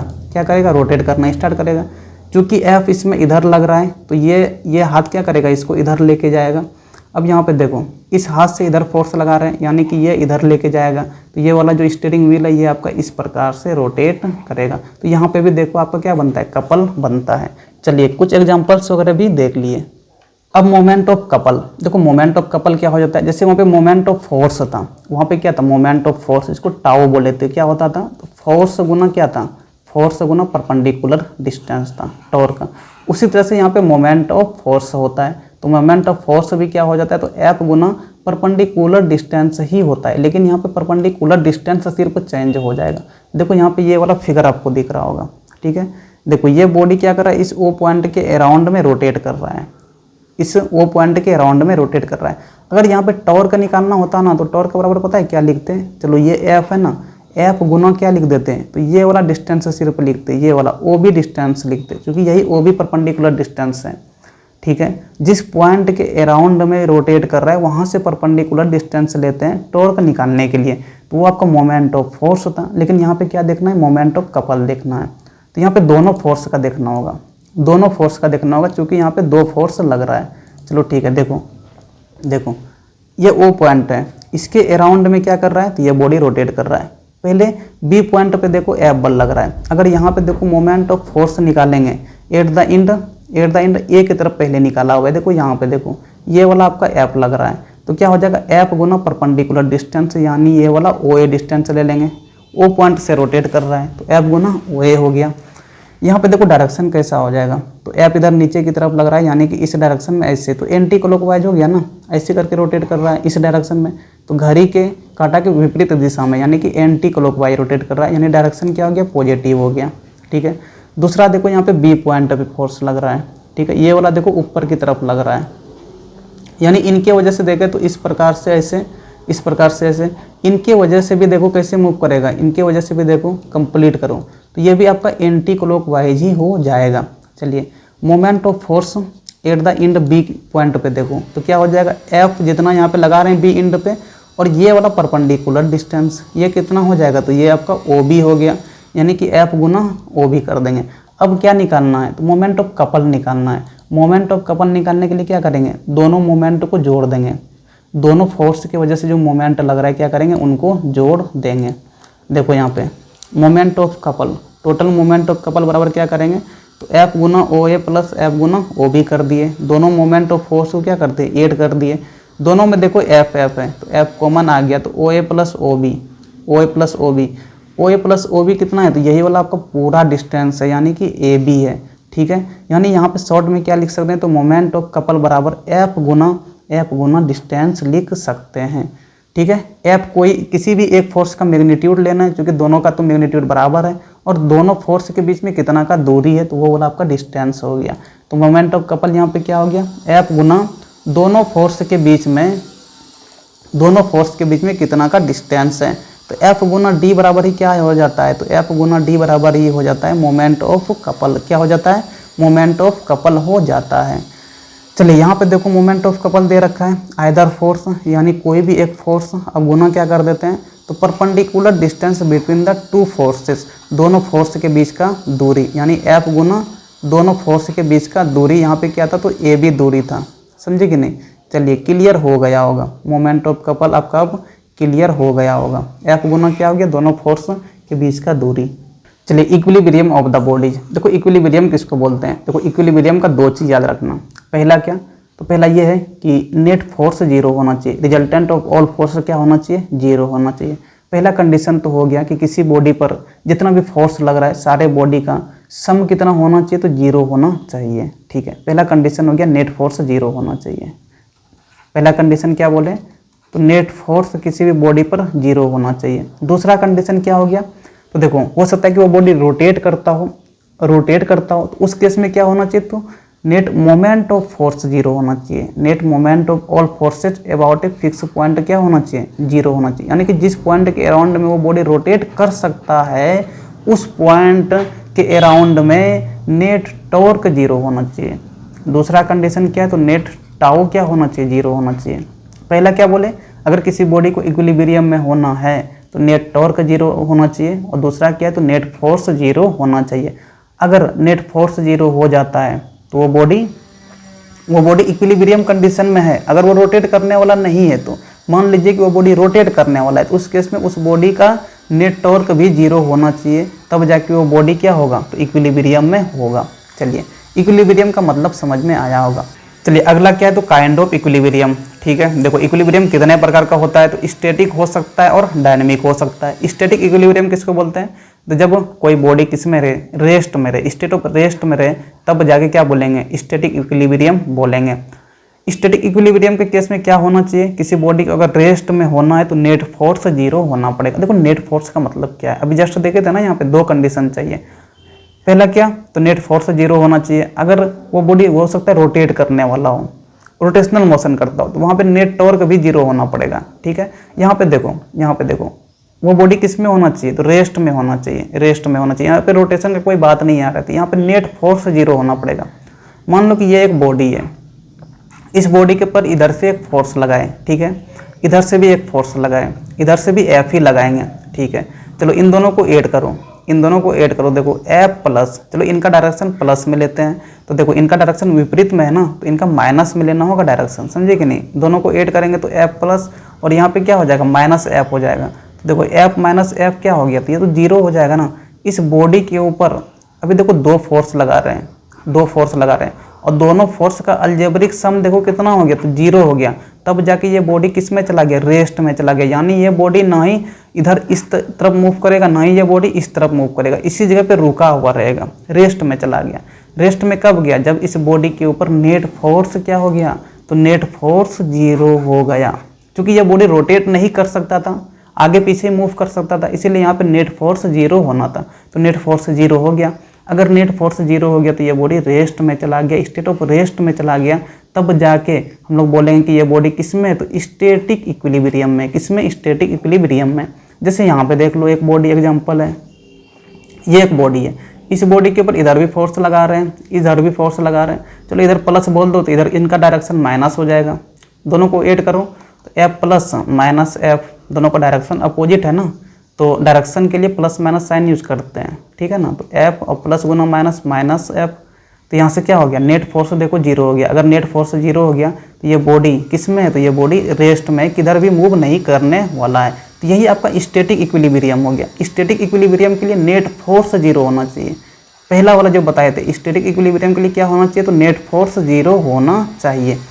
चलो दूसरा क्या है, तो दूसरा आपका डायनेमिक इक्विलिब्रियम। देखो डायनेमिक इक्विलिब्रियम किसको बोल देते हैं, when a body remains in the same state of motion, when a body remains in the same state of motion under the influence of the several forces, the body is said to be in dynamic equilibrium। देखो कुछ समझ में नहीं आया होगा, simple सा बात समझो। डायनेमिक इक्विलिब्रियम किसको बोल देंगे, जब कोई बॉडी आगे तो बढ़ेगा लेकिन वो कांस्टेंट वेलोसिटी से आगे बढ़ना चाहिए। किससे बढ़ना चाहिए, कांस्टेंट वेलोसिटी से आगे बढ़ना चाहिए, कांस्टेंट वेलोसिटी से आगे बढ़ना चाहिए। अगर आपने मोशन के बारे में पढ़ा है तो मोशन के बारे में आपने क्लास 9th में पढ़ा होगा यूनिफॉर्म मोशन। क्या पढ़ा होगा, यूनिफॉर्म मोशन। वहाँ पे जाके वेलोसिटी क्या होता है, तो वहाँ पे जाके वेलोसिटी क्या होता है, वेलोसिटी यूनिफॉर्म होता है, मतलब वेलोसिटी चेंज नहीं होता है, वेलोसिटी चेंज नहीं होता है। जैसे मान लो ये आपका एक ए बॉडी है, ठीक है, ये ए बॉडी क्या हुआ है, तो इस डायरेक्शन में आगे बढ़ना स्टार्ट किया, ठीक है, कितना वेलोसिटी से, तो चलो v मीटर पर सेकेंड से बोल देते हैं, आगे बढ़ना स्टार्ट किया और इसी डायरेक्शन में चलते रह गया, कितना के स्पीड से, तो v के स्पीड से चलते जा रहा है, इसी डायरेक्शन में चलते जा रहा है, इसी डायरेक्शन में। अगर इनका वेलोसिटी चेंज नहीं हो रहा है, समझे कि नहीं, अगर इनका वेलोसिटी चेंज नहीं हो रहा है, यानी कि अगर v इनका चेंज नहीं हो रहा है और अगर इनका डायरेक्शन भी चेंज नहीं हो रहा है, तब इस बॉडी के ऊपर कोई भी फोर्स नहीं लगता है, कोई भी फोर्स नहीं लगता है। यहाँ पे भी जाके नेट फोर्स क्या होता है, तो यहाँ पे भी जाकर नेट फोर्स जीरो होता है। याद रखिएगा, जब कोई बॉडी किस में हो, तो यूनिफॉर्म मोशन में हो। जब कोई बॉडी यूनिफॉर्म मोशन में हो मतलब कि कांस्टेंट वेलोसिटी से, यूनिफॉर्म वेलोसिटी से वो बॉडी मूव कर रहा है, तो वहाँ भी क्या होता है, तो नेट फोर्स जीरो होता है, कोई भी फोर्स नहीं लगता है उस बॉडी के ऊपर। लेकिन फिर भी वो बॉडी क्या हो रहा है, आगे की तरफ बढ़ रहा है ना, फिर भी वो बॉडी आगे की तरफ बढ़ रहा है, लेकिन फिर भी उस बॉडी के ऊपर कोई भी बल क्या होता है, नहीं लगता है। वेलोसिटी बढ़ना घटना नहीं चाहिए, यानी कि अगर वो 5 मीटर पर सेकेंड से आगे बढ़ना स्टार्ट किया नॉर्थ डायरेक्शन में, तो नॉर्थ डायरेक्शन में ही चलते रहना चाहिए, समझे कि नहीं। 5 मीटर पर सेकेंड से नॉर्थ डायरेक्शन में भी चलते रहना चाहिए, ना ही डायरेक्शन चेंज होना चाहिए और ना ही 5 मीटर पर सेकेंड जो बोल रहे हैं वो चेंज होना चाहिए। अगर दोनों में कुछ भी चेंज नहीं होता है तो उस केस में उस बॉडी के ऊपर नेट फोर्स होगा वो जीरो ही रहेगा।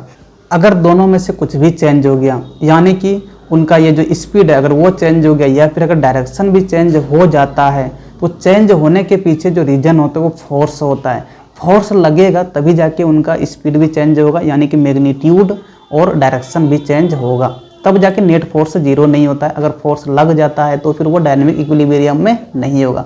तो याद रखिएगा, डायनेमिक इक्विलिब्रियम का मतलब क्या हो गया, वो यूनिफॉर्म वेलोसिटी से चलते रहना चाहिए। वेलोसिटी का मतलब क्या होता है, देखो वेलोसिटी का मतलब होता है ना स्पीड प्लस डायरेक्शन। क्या होता है, speed plus direction, speed plus direction. Uniform velocity से चलते रहना चाहिए, यानी कि ना ही उसका स्पीड चेंज होना चाहिए और ना ही उनका डायरेक्शन चेंज होना चाहिए, तब जाके उस बॉडी का इक्विलिब्रियम को क्या बोल देंगे, डायनेमिक इक्विलिब्रियम बोल देंगे, ठीक है।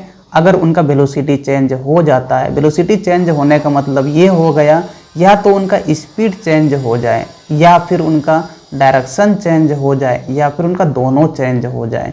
तो वेलोसिटी अगर चेंज हो जाता है तब वो यूनिफॉर्म मोशन में नहीं होगा। अगर वो यूनिफॉर्म मोशन में नहीं होगा तब जाके वो बॉडी डायनेमिक इक्विलिब्रियम में भी नहीं होगा।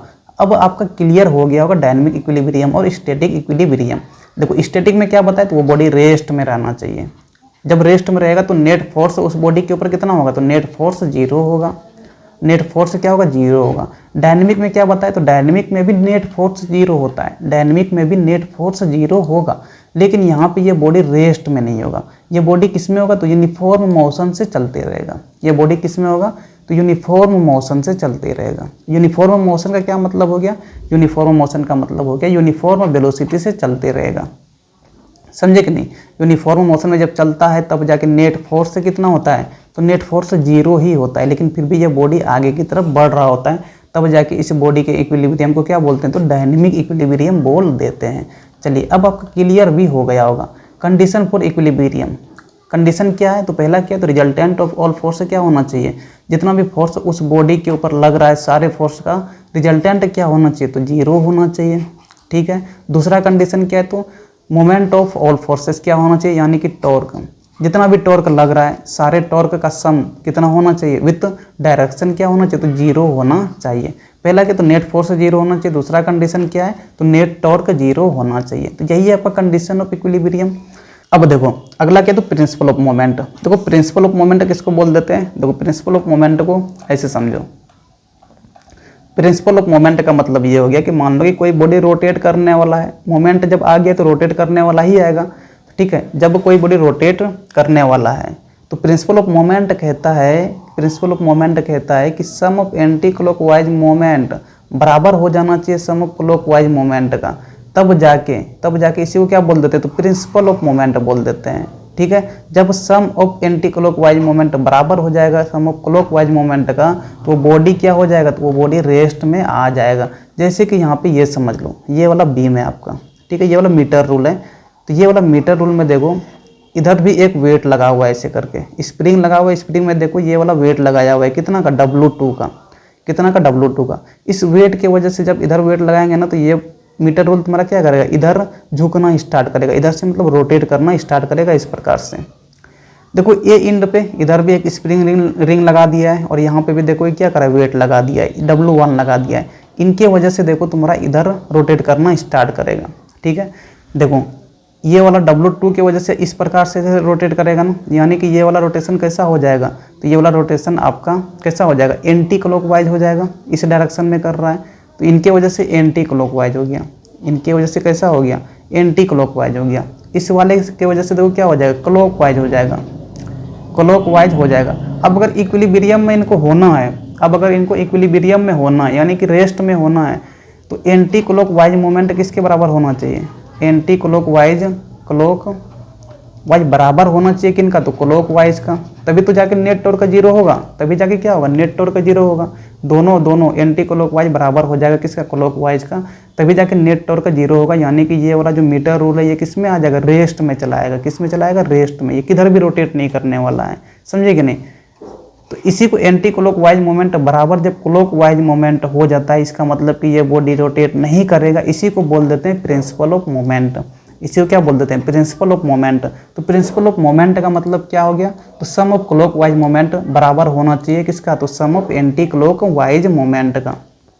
प्रिंसिपल ऑफ मोमेंट का मतलब क्या हो गया, सम ऑफ क्लॉकवाइज मोमेंट बराबर हो जाना चाहिए सम ऑफ एंटी क्लॉकवाइज मोमेंट का। और यहाँ से आपका बहुत सारे न्यूमेरिकल्स भी बनता है, जो कि इस चैप्टर में आपका दिया हुआ भी है, समझे कि नहीं।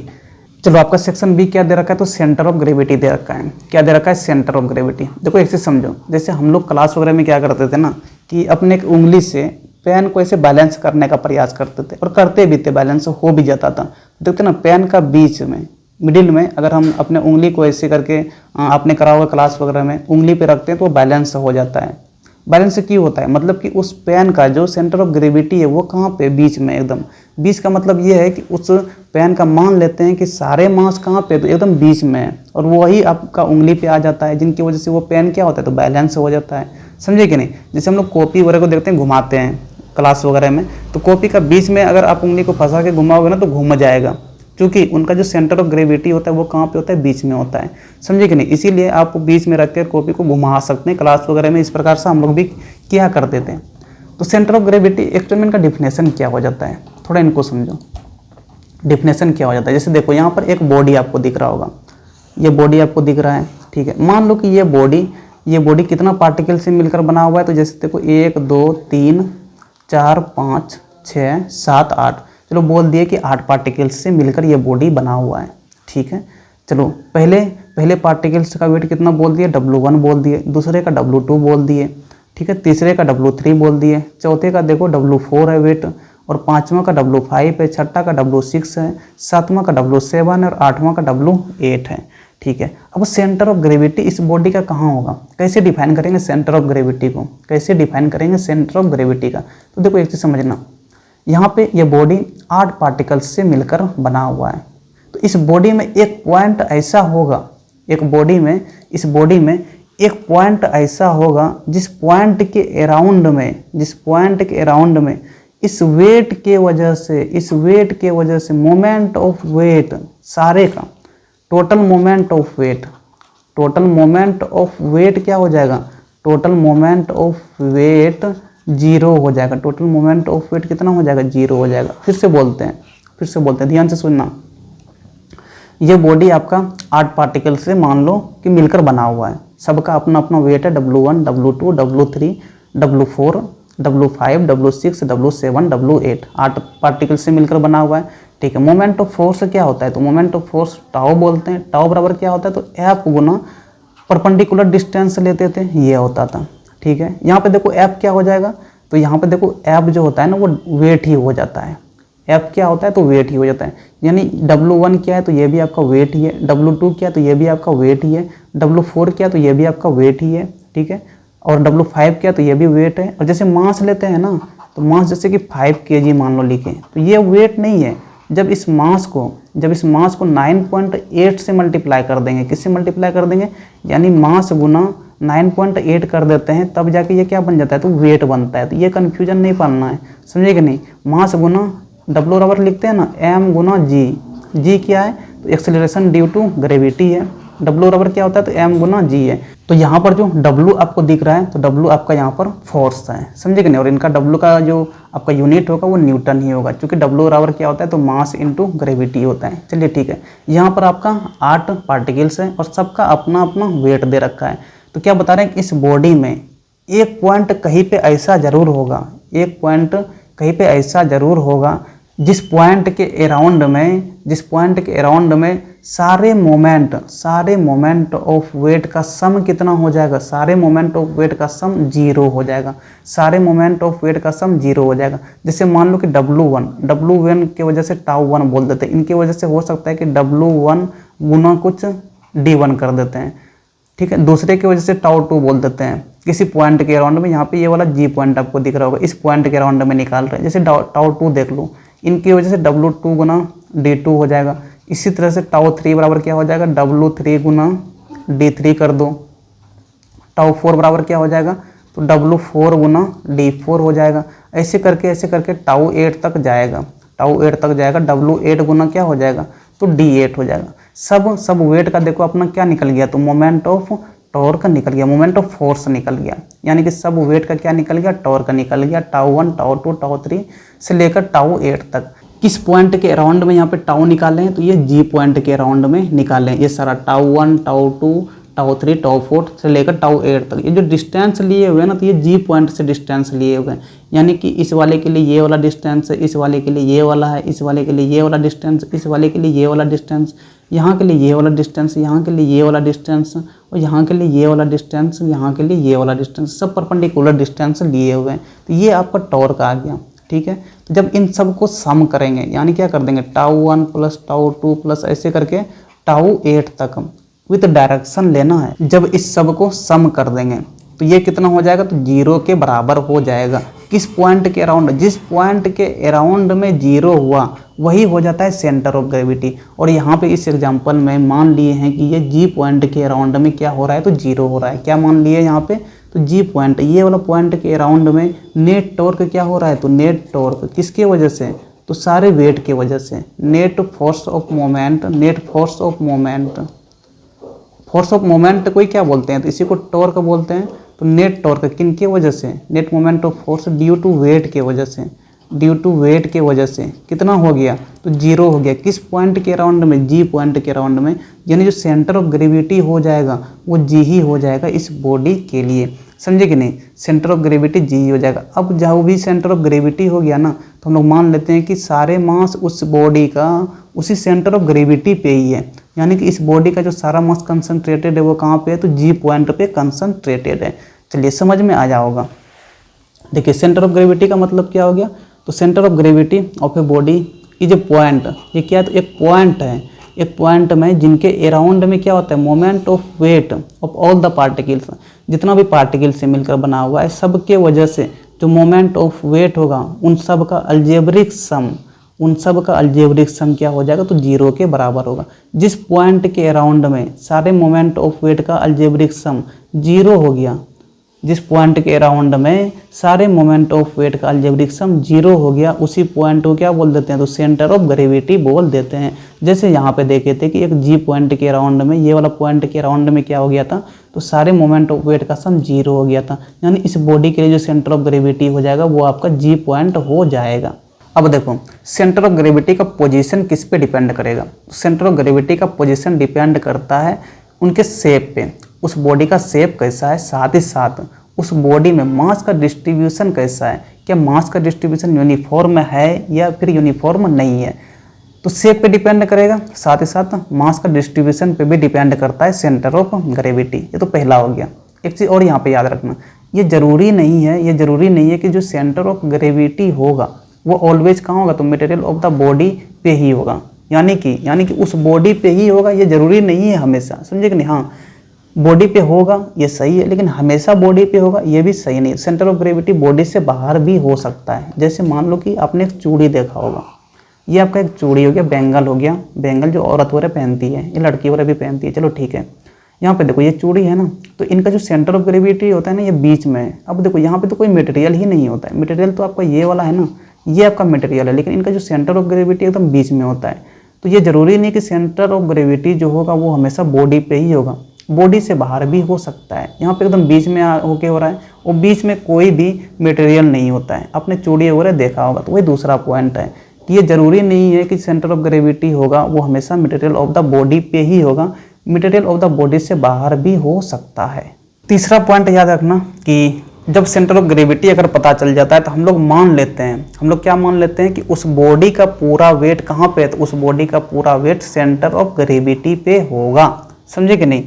जब सेंटर ऑफ ग्रेविटी पता चल जाता है तो उस बॉडी का पूरा वेट कहाँ पे मान लेते हैं, तो सेंटर ऑफ ग्रेविटी पे मान लेते हैं। जैसे कि बोले थे ना कि पेन वगैरह को बैलेंस करते हैं, पेन वगैरह को बैलेंस करते हैं उंगली में रख के, तो पेन का बीच में अगर रखा जाएगा ना उंगली पे, तो वो बैलेंस हो जाता है। यानी कि उनका सेंटर ऑफ ग्रेविटी उस पेन का बीच में है, और ये मान के चलते हैं कि उस पेन का सारा मास कंसंट्रेटेड है सेंटर ऑफ ग्रेविटी पे, तभी तो जाके वो पेन एक उंगली पे बैलेंस हो रहा है, समझे कि नहीं। तो यहाँ पे क्या था, तीसरा पॉइंट है कि जो भी सेंटर ऑफ ग्रेविटी होता है, जो पॉइंट भी सेंटर ऑफ ग्रेविटी होता है, उसी पॉइंट पे बोल देते हैं कि उस बॉडी का सारे मास है, कि आपने पेन वाला एग्जाम्पल में समझा होगा। चलो यहाँ पे कुछ एग्जाम्पल देख लेते हैं। जैसे सर्कुलर रिंग है तो इनका सेंटर ऑफ ग्रेविटी एकदम बीच में होगा। जैसे डिस्क है, डिस्क का भी बीच में होता है। अगर ट्रायंगुलर लेमिना है तो देखो यहाँ पे इनका सेंटर ऑफ ग्रेविटी होता है, ठीक है। यानी इस जी पॉइंट के अराउंड में ये बॉडी बैलेंस भी हो जाएगा, और यहाँ पे इस पूरे बॉडी का जो मास मान लेते हैं वो कहाँ पे मान लेते हैं, सेंटर ऑफ ग्रेविटी पे। यानी यहीं पे क्या हो जाएगा, तो वेट हो जाएगा इस पूरे बॉडी का। यहाँ पे सर्कुलर डिस्क का वेट यहाँ पे हो जाएगा पूरे बॉडी का, और इसमें यहाँ पे हो जाएगा पूरे बॉडी का वेट, ठीक है। ये रेक्टेंगल अगर है तो रेक्टेंगुलर देखो दोनों डायगोनल खींचो, जहाँ पे डायगोनल इंटरसेक्ट कर रहा है वहाँ पे हो जाता है सेंटर ऑफ ग्रेविटी, और इस पूरे बॉडी का मास मान लेते हैं कि इसी जी पॉइंट पे है, ठीक है। चलो ये आपका पैरेललोग्राम है, तो पैरेललोग्राम का डायगोनल खींचो, जहाँ पे इंटरसेक्ट कर रहा है तो वहीं पे हो जाएगा सेंटर ऑफ ग्रेविटी। तो इस पैरेललोग्राम का वेट आपका यहीं पे हो जाएगा, ठीक है। चलो ये स्क्वायर है तो स्क्वायर का डायगोनल को खींचो, जहाँ पे इंटरसेक्ट करेगा तो वही हो जाएगा इस बॉडी का सेंटर ऑफ ग्रेविटी, और यहीं पे मान लेते हैं कि इस पूरे बॉडी का क्या है, तो वेट है, ठीक है। और इस पॉइंट के अराउंड में बैलेंस भी कर सकते हैं। कभी कॉपी वगैरह को बताया ना, कॉपी वगैरह को ऐसे एक उंगली पे घुमाते हैं ना, एक उंगली पे घुमाते हैं ना, अगर एग्जैक्ट आप जी पॉइंट पे उंगली को रख दोगे ना तो कॉपी बैलेंस हो जाएगा एक उंगली पे, समझे कि नहीं। क्योंकि सेंटर ऑफ ग्रेविटी वहीं पे होता है, और सेंटर ऑफ ग्रेविटी पे ही क्या होता है, तो पूरे बॉडी का मास होता है। ये हम लोगों ने क्लास वगैरह में काफ़ी करता था। जैसे रोड है, जैसे पेन को ही समझ लो, तो पेन का एकदम बीच में सेंटर ऑफ ग्रेविटी होता है, यानी कि यहीं पे इस पूरे बॉडी का वेट होगा, तभी तो जाके पेन एक उंगली पे बैलेंस हो जाता है। जैसे सिलेंडर है तो सिलेंडर का कहाँ पे होगा, तो ये वाला देखो एक्सिस हो गया, ये वाला एक्सिस है सिलेंडर का, ठीक है। इसी एक्सिस में देखो एकदम मिडिल पॉइंट पे होता है सेंटर ऑफ मास, समझे कि नहीं। चलो सेंटर ऑफ ग्रेविटी इसी पॉइंट पे होता है, और इसी पॉइंट पे क्या होगा, तो इस पूरे सिलेंडर का मास भी होगा, यानी वेट होगा, ठीक है। तो ये आपका क्लियर हो गया होगा। चलिए यहाँ पर जितना भी हम लोगों ने देखा, तो यहाँ पर जितना भी बॉडी देखे थे, circular, circular ring, triangular, rectangle, ये सब कैसा था, तो यहाँ पर क्या था ना, मास का जो डिस्ट्रीब्यूशन था वो कैसा था, यूनिफॉर्म था। तो आराम से हम लोग निकाल सकते थे, समझे कि नहीं। अगर किसी बॉडी में मास का डिस्ट्रीब्यूशन नॉन यूनिफॉर्म है, नॉन यूनिफॉर्म का मतलब ये है कि क्या बोलते हैं, बराबर तरीके से नहीं किया गया मास का डिस्ट्रीब्यूशन। जैसे यहाँ पर एक एग्जांपल आपको दिख रहा होगा, जैसे यहाँ पर एक एग्जांपल ये वाला फिगर दिख रहा होगा। इस बॉडी में जो मास का डिस्ट्रीब्यूशन है ना, वो यूनिफॉर्म तरीके से नहीं है, नॉन यूनिफॉर्म तरीके से। अब अगर इस बॉडी का सेंटर ऑफ ग्रेविटी निकालना है तो कैसे निकालेंगे, ठीक है, तो कैसे निकालेंगे। देखो यहाँ पे दे रखा है determination of centre of gravity of an irregular lamina by the method of balance using a plumb line. तो यहाँ पर प्लम्ब लाइन से निकालते हैं इस बॉडी का सेंटर ऑफ ग्रेविटी, ठीक है। इनमें जो मास का डिस्ट्रीब्यूशन है वो कैसा है, तो इरेगुलर बॉडी है, ये इरेगुलर है, यानी कि चारों साइड मास का डिस्ट्रीब्यूशन बराबर तरीके से नहीं किया गया है। फिगर में दिख भी रहा होगा। इधर देखो आपका ये चौड़ाई कम है तो इधर चौड़ाई आपका ज़्यादा हो जाता है, समझे कि नहीं। इधर देखो बाहर निकला हुआ है, इधर देखो बाहर नहीं निकला हुआ है, तो बराबर तरीके से यहाँ पे मास का डिस्ट्रीब्यूशन चारों साइड में नहीं किया गया है, तो ये इरेगुलर शेप हो गया। अब इनका जो सेंटर ऑफ ग्रेविटी पता करेंगे वो कैसे करेंगे, तो पता करेंगे प्लम्ब लाइन से। कैसे पता करते हैं, प्लम्ब लाइन से। दो क्या करना, एक पेज को ना फाड़ लो, एक पेज को क्या करो, फाड़ लो अपने मन से, जो आपका कॉपी है उनसे एक पेज को फाड़ो और क्या करना ना कि उनको बराबर तरीके से नहीं फाड़ना, ठीक है। यानी कि लंबाई चौड़ाई ऊंचाई वगैरह ये सब कुछ बराबर नहीं रहना चाहिए, इरेगुलर शेप होना चाहिए, ठीक है। उनका क्या करना ना कि उनको दीवार में से रख के कोई एक पॉइंट पे यहाँ पे क्या करना, यहाँ से एक प्लम्ब लाइन लेना, एक रस्सी मान लो, रस्सी के नीचे में कुछ बांध देना, कुछ कलम वगैरह ही बांध देना, ठीक है। चलो दीवार में ऐसे रखना और यहाँ पे ऐसे उस रस्सी को फंसाना और पेन जो है वो आपका नीचे की तरफ लटकना चाहिए। तो ये वाला आपका मान लो कि लाइन बना, ये वाला क्या बना, आपका लाइन बना। चूँकि देखिए ये वाला एक्सपेरिमेंट वाला चीज़ है, लेकिन फिर भी समझा रहे हैं।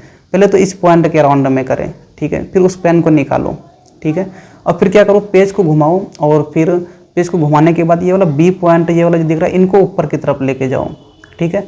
फिर क्या करो ना कि उस रस्सी को यहाँ पे रखो, फिर क्या करेगा, वो लटकेगा, रस्सी लटकेगा, चूँकि नीचे में पेन है तो आपका ये वाला लाइन बनेगा, ये वाला लाइन बनेगा, समझे कि नहीं, ये वाला लाइन बनेगा आपका, ठीक है। ये दो पॉइंट हो गए, एक और पॉइंट लो, यहाँ पे देखो सी पॉइंट है, सी पॉइंट लिए फिर से इनको ऊपर की तरफ लेके जाएंगे, यहीं पे लेके आएंगे, इनको ऊपर की तरफ घुमा देंगे, ये वाला को यहाँ पे लेके आएंगे, तो यहाँ पे फिर से लेके, यहाँ पे भी क्या करेंगे, फिर से रस्सी को ऐसे रखेंगे, तो चूँकि नीचे में पेन है तो फिर से नीचे की तरफ लटकेगा, जब नीचे की तरफ लटकेगा ना तो ये वाला लाइन आपका बनेगा, ठीक है। तो जहाँ पे ये तीनों लाइन इंटरसेक्ट कर गया, जहाँ पे क्या करा, ये तीनों लाइन इंटरसेक्ट कर गया, देखो ये वाला पॉइंट इंटरसेक्ट का है तो वही पॉइंट हो जाएगा इस वाले बॉडी का सेंटर ऑफ ग्रेविटी। बात को समझे कि नहीं, जहाँ पे तीनों लाइन इंटरसेक्ट कर गया वही पॉइंट हो जाएगा इस बॉडी का सेंटर ऑफ ग्रेविटी। तो यही तरीका है इरेगुलर बॉडी का सेंटर ऑफ ग्रेविटी पता करने का। तो कैसे पता करते हैं, तो यूजिंग ए प्लम्ब लाइन से पता करते हैं, समझे कि नहीं। एक रस्सी से भी पता कर सकते हैं, रस्सी के नीचे पेन वगैरह कुछ बांध दो ताकि नीचे लटकना चाहिए, समझे कि नहीं, तना हुआ रहना चाहिए, तो आप ऐसे पता कर सकते हैं। चलिए यहाँ पर आपका सेक्शन बी खत्म हो गया जो कि आपका सेंटर ऑफ ग्रेविटी था। चलिए सेक्शन सी आपका क्या दे रखा है, तो यूनिफॉर्म सर्कुलर मोशन। देखो यूनिफॉर्म सर्कुलर मोशन का क्या मतलब हो गया, कोई बॉडी सर्कुलर पाथ में ऐसे करके रोटेट करना चाहिए, ठीक है, सर्कुलर पाथ में चलेगा, लेकिन स्पीड क्या होना चाहिए, तो कांस्टेंट स्पीड होना चाहिए। अब स्पीड कांस्टेंट का क्या मतलब हो गया, यानी कि अगर वो 5 मीटर पर सेकंड से रोटेट कर रहा है तो 5 मीटर पर सेकंड से ही रोटेट करते रहना चाहिए, सर्कुलर पाथ में मूव करते रहना चाहिए, तब जाके उस बॉडी के मोशन को क्या बोल देंगे, यूनिफॉर्म सर्कुलर मोशन बोल देंगे, ठीक है। यूनिफॉर्म सर्कुलर मोशन में क्या होता है, तो स्पीड कांस्टेंट होता है।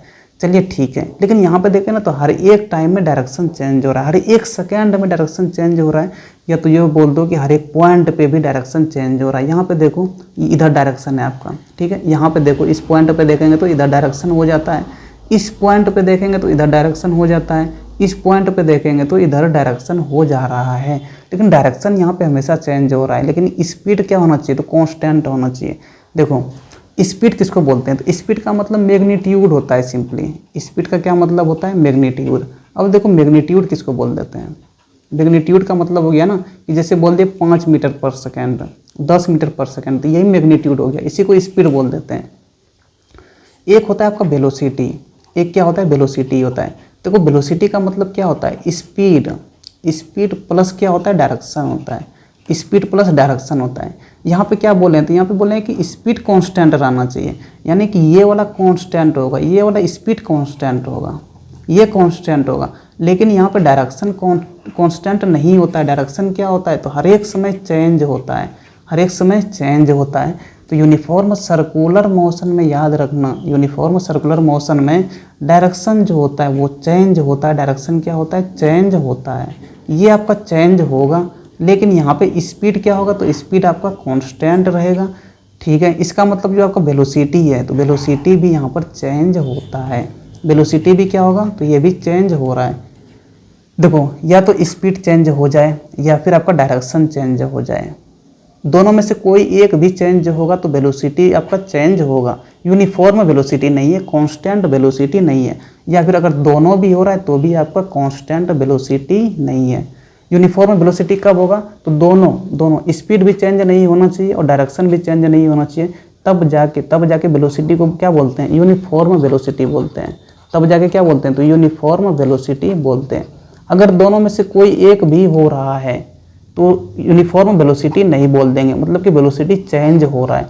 अगर वेलोसिटी चेंज हो रहा है तब इसका मतलब क्या हो कि इस बॉडी के ऊपर कोई तो बल लग रहा है, कोई तो बल लग रहा है जिनके वजह से वेलोसिटी क्या हो रहा है, चेंज हो रहा है। कोई तो बल लग रहा है जिनके वजह से वेलोसिटी चेंज हो रहा है। स्पीड यहाँ पे चेंज नहीं हो रहा है, लेकिन डायरेक्शन तो चेंज हो रहा है। अब डायरेक्शन को चेंज कराने के लिए कोई फोर्स चाहिए। इसका मतलब क्या हो जाएगा, तो इस बॉडी का जो मोशन होगा, इस बॉडी का मोशन क्या होगा, तो एक्सेलरेटेड होगा। तो याद रखना, जब कोई बॉडी सर्कुलर मोशन में चलता है, कैसे, तो यूनिफॉर्म सर्कुलर मोशन से चले। नाम में आगे यूनिफॉर्म लगा रहा है, लेकिन ये यूनिफॉर्म का मतलब सिर्फ स्पीड हो जाता है, स्पीड यूनिफॉर्म होता है, यहाँ पे वेलोसिटी यूनिफॉर्म नहीं होता है। लेकिन इस बॉडी के मोशन को क्या बोल देते हैं, तो एक्सेलरेटेड मोशन होता है। यहाँ पे वेलोसिटी क्या होता है, तो यहाँ पर वेलोसिटी नॉन यूनिफॉर्म होता है। अब जाके वेलोसिटी और स्पीड में आपको कन्फ्यूजन नहीं रहना चाहिए। चलिए, यूनिफॉर्म सर्कुलर मोशन सिंपल में क्या बोले, तो यूनिफॉर्म सर्कुलर मोशन सिंपल में हो गया कि स्पीड कांस्टेंट रहना चाहिए। स्पीड क्या होना चाहिए, तो कांस्टेंट स्पीड से मूव करना चाहिए, लेकिन डायरेक्शन हर एक समय चेंज होना चाहिए। तब जाके अगर वो बॉडी सर्कुलर पाथ में मूव करता है, तब जाके उस बॉडी के मोशन को क्या बोलते हैं, यूनिफॉर्म सर्कुलर मोशन बोलते हैं, ठीक है। यूनिफॉर्म सर्कुलर मोशन में और क्या बताएं, तो वेलोसिटी यहाँ पे कांस्टेंट नहीं होता है, स्पीड कांस्टेंट होता है। क्योंकि डायरेक्शन चेंज हो रहा है तो वेलोसिटी भी उनका चेंज हो रहा है, मतलब वेलोसिटी क्या हो जाएगा, तो यूनिफॉर्म नहीं बल्कि नॉन यूनिफॉर्म हो जाएगा। और इनका जो मोशन होगा वो क्या होगा, एक्सेलरेटेड होगा, क्योंकि कोई फोर्स तो लग रहा है जिनके वजह से इनका वेलोसिटी चेंज हो रहा है। अगर फोर्स नहीं लगेगा तो वेलोसिटी चेंज नहीं होगा। वेलोसिटी चेंज होने का मतलब है कोई बल लग रहा है उसके ऊपर, समझे कि नहीं। वो कौन सा बल लगता है अभी आगे में बताएंगे, टेंशन नहीं लेना है। चलो, इनका मोशन कैसा हो जाएगा, तो एक्सेलरेटेड मोशन हो जाएगा, यानी कोई बल लग रहा है। एक्सेलरेशन का मतलब क्या हो गया, कोई बल लग रहा है, इसी के मोशन को बोल देते हैं एक्सेलरेटेड मोशन। चलो, डायरेक्शन भी देख लिए। Direction of velocity at any instant कैसे पता करेंगे, तो जिस पॉइंट पे भी पता करना है तो वहाँ पे क्या करो, टेंजेंट खींच लो। जैसे मान लो कि इस पॉइंट पे डायरेक्शन पता करना है, तो यहाँ पे क्या करेंगे, टेंजेंट इस प्रकार से ऐसे खींच लेंगे, तो ये डायरेक्शन बता देगा। अब देखो, इस पॉइंट पे पता करना है तो यहाँ पे क्या करेंगे, टेंजेंट खींचेंगे ऐसे करके। टेंजेंट का जिधर डायरेक्शन होगा वही वेलोसिटी का भी डायरेक्शन हो जाएगा उस पॉइंट पे। तो सर्कुलर मोशन में जिस पॉइंट पे भी डायरेक्शन पता करना होता है उस पॉइंट पे क्या कर लेते हैं, टेंजेंट ड्रॉ कर लेते हैं। क्या करते हैं, टेंजेंट को ड्रॉ कर लेते हैं। जिधर टेंजेंट का डायरेक्शन होगा उधर ही उस पॉइंट पे वेलोसिटी का भी डायरेक्शन होगा, जैसे यहाँ पर बी पॉइंट पे देखें तो B point, C point, D point और ए पॉइंट, 4 पॉइंट आपको दिख रहा होगा। चारों पॉइंट पे आपको डायरेक्शन भी दिख रहा होगा, समझे कि नहीं। जैसे यहाँ पे बी पॉइंट पे देखें तो बी पॉइंट पे किधर डायरेक्शन है, वेस्ट की तरफ है। सी पॉइंट पे देखो, सी पॉइंट पे वेलोसिटी का डायरेक्शन किधर है, साउथ की तरफ है। डी पॉइंट पे किधर है, तो ईस्ट की तरफ है। और ए पॉइंट पे देखेंगे तो नॉर्थ की तरफ है। तो किसी भी पॉइंट पे अगर डायरेक्शन पता करना होगा, क्योंकि डायरेक्शन तो हमेशा चेंज हो रहा है, अगर वो पता करना है तो क्या करते हैं, टेंजेंट खींच लेते हैं। तो टेंजेंट का डायरेक्शन जिधर होगा उधर ही आपका उस पॉइंट पे वेलोसिटी का डायरेक्शन हो जाएगा। चलिए, ये तो क्लियर हो गया होगा। अब यहाँ पे देखिए, एक चीज़ में कन्फ्यूजन हो जाता है बच्चे को, वो क्या है, तो एक आपका हो जाता है यूनिफॉर्म सर्कुलर मोशन और एक हो जाता है uniform linear motion. Linear motion का मतलब जब सीधी रेखा में गति करेगा, ठीक है। सर्कुलर मोशन का मतलब क्या होगा, जब सर्कुलर पाथ में ट्रेवल करेगा। अब दोनों के केस में देखो, यूनिफॉर्म यहाँ भी लगा हुआ है, यहाँ भी यूनिफॉर्म लगा हुआ है, ठीक है। लेकिन दोनों में देखो डिफरेंस क्या है, दोनों में देखो कन्फ्यूजन नहीं होना। देखो, लीनियर मोशन में अगर यूनिफॉर्म है, यूनिफॉर्म लीनियर मोशन है, अगर यूनिफॉर्म लीनियर मोशन है, क्या है, तो uniform linear motion. Uniform linear motion के केस में देखो डायरेक्शन भी क्या होता है, डायरेक्शन भी यूनिफॉर्म ही होता है और स्पीड भी यूनिफॉर्म होता है। यानी यहाँ पे वेलोसिटी क्या होता है, तो वेलोसिटी कांस्टेंट होता है। यहाँ पे वेलोसिटी कांस्टेंट होता है, याद रखिएगा वेलोसिटी यहाँ पे कांस्टेंट होता है। ठीक है, वेलोसिटी अगर यूनिफॉर्म है इसका मतलब यहाँ पे नेट फोर्स क्या होता है, तो नेट फोर्स जीरो होता है। क्योंकि ना ही डायरेक्शन चेंज हो रहा है ना ही स्पीड चेंज हो रहा है, तभी तो वेलोसिटी कांस्टेंट है, तो नेट फोर्स क्या हो गया, जीरो हो गया। लेकिन अगर सर्कुलर मोशन है, अगर क्या है सर्कुलर मोशन है, सर्कुलर मोशन के केस में तो डायरेक्शन हर एक पॉइंट पे चेंज हो रहा है, लेकिन यहाँ पे क्या है, तो स्पीड कांस्टेंट है। यहाँ पे क्या है, स्पीड क्या रहता है, तो ये कांस्टेंट रहता है। स्पीड क्या रहता है आपका, कांस्टेंट रहता है, स्पीड आपका कांस्टेंट है। लेकिन डायरेक्शन यहाँ पे क्या हो रहा है, तो डायरेक्शन यहाँ पे चेंज हो रहा है।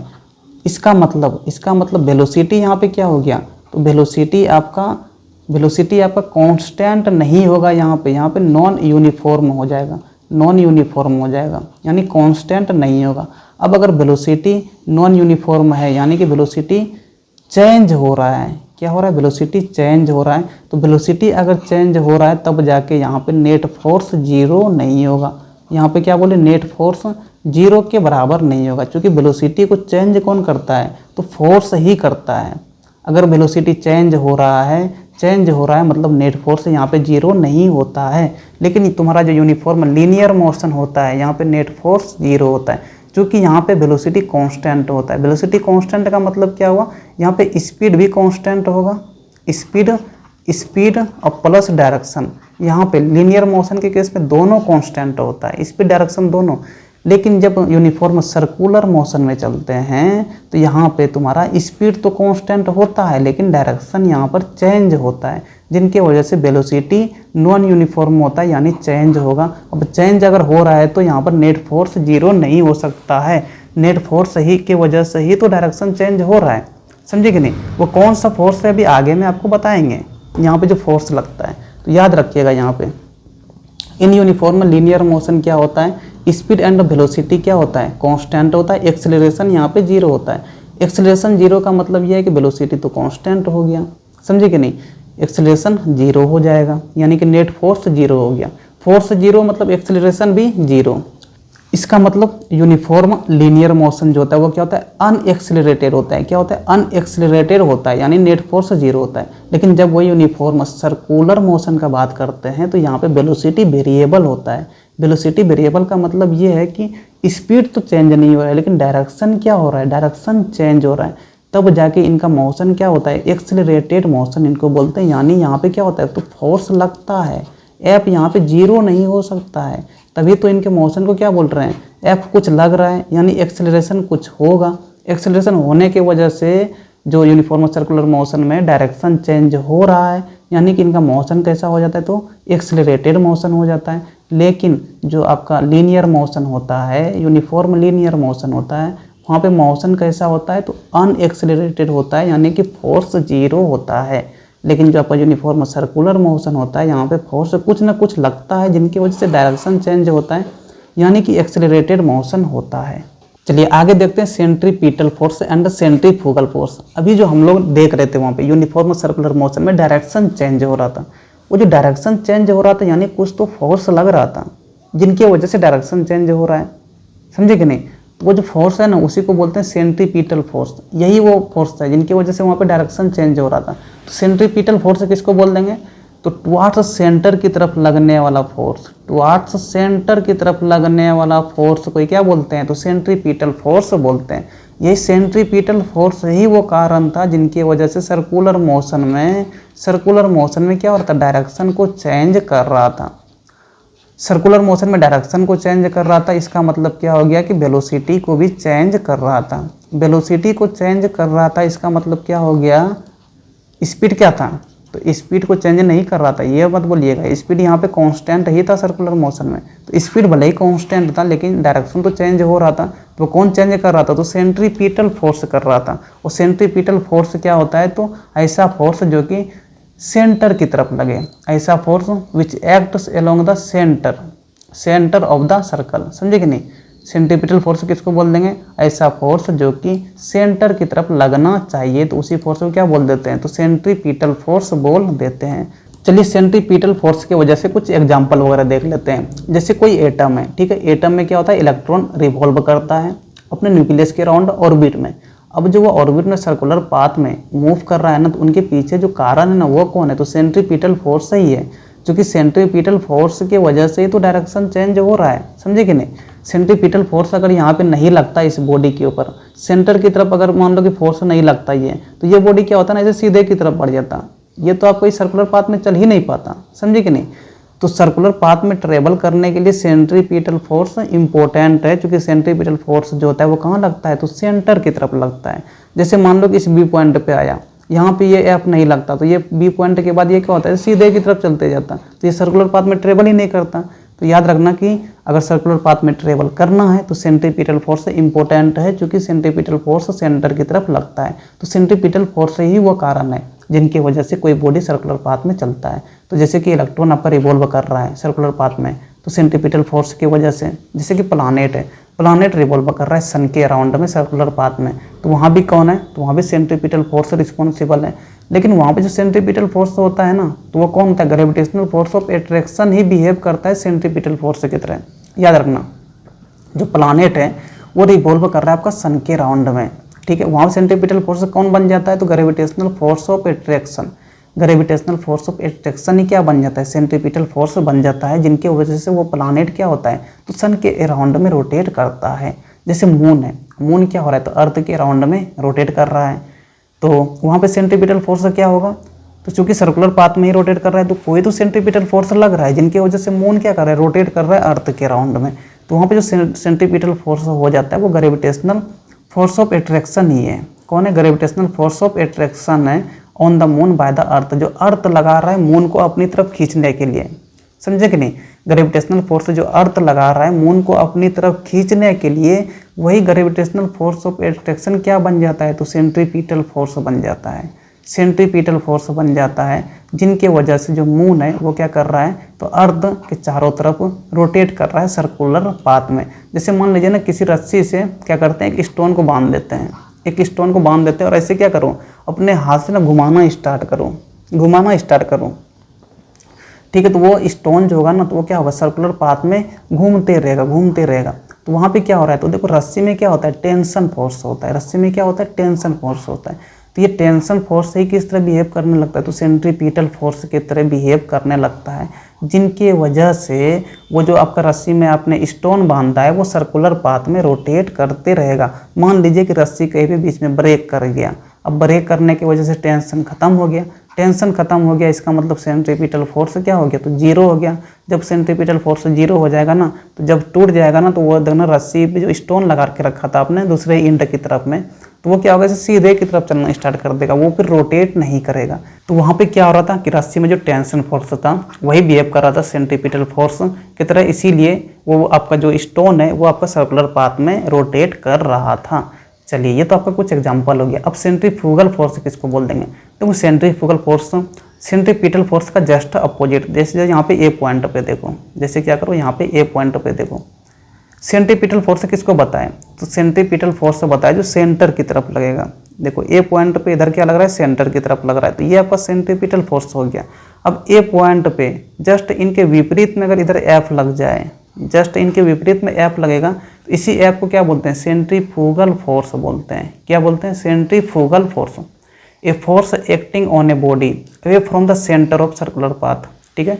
सर्कुलर पाथ में क्या होना चाहिए, तो away from the centre, centre से दूसरे दिशा में, सेंटर से विपरीत दिशा में लगना चाहिए, जिसको क्या कहते हैं, तो सेंट्रीफ्यूगल फोर्स कहते हैं। एक चीज़ और याद रखना कि सेंट्रीफ्यूगल फोर्स जो होता है वो फोर्स ऑफ रिएक्शन होता है। किसका रिएक्शन होता है, तो सेंट्रीपिटल फोर्स का ही रिएक्शन होता है, समझे कि नहीं।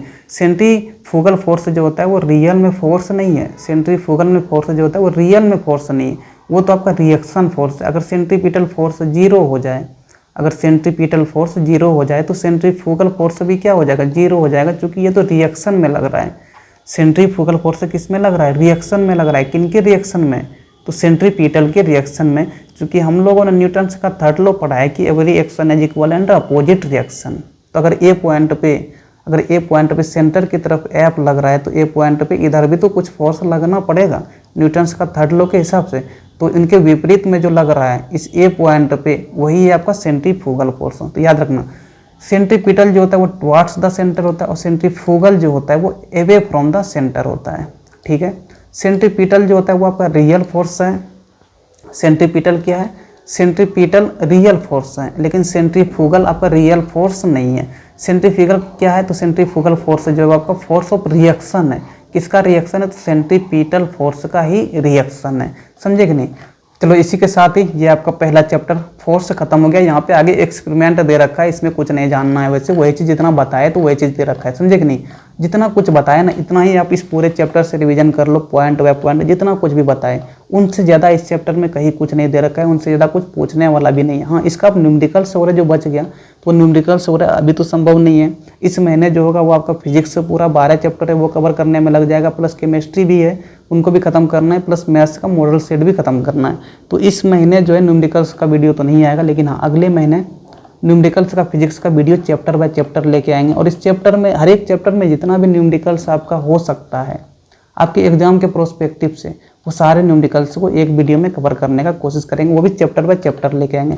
बहरहाल चलो यहीं पर वीडियो खत्म करते हैं। अगर इस पूरे चैप्टर में अभी भी कोई डाउट वगैरह रह गया हो तो आप कमेंट करके बता सकते हैं कहाँ पे डाउट रह गया, ताकि हम उस पॉइंट को आपको समझा सके। समझे कि नहीं? चलो फिर यहीं पर वीडियो खत्म करते हैं। थैंक यू, पढ़ाई लिखाई करते रहो, धन्यवाद।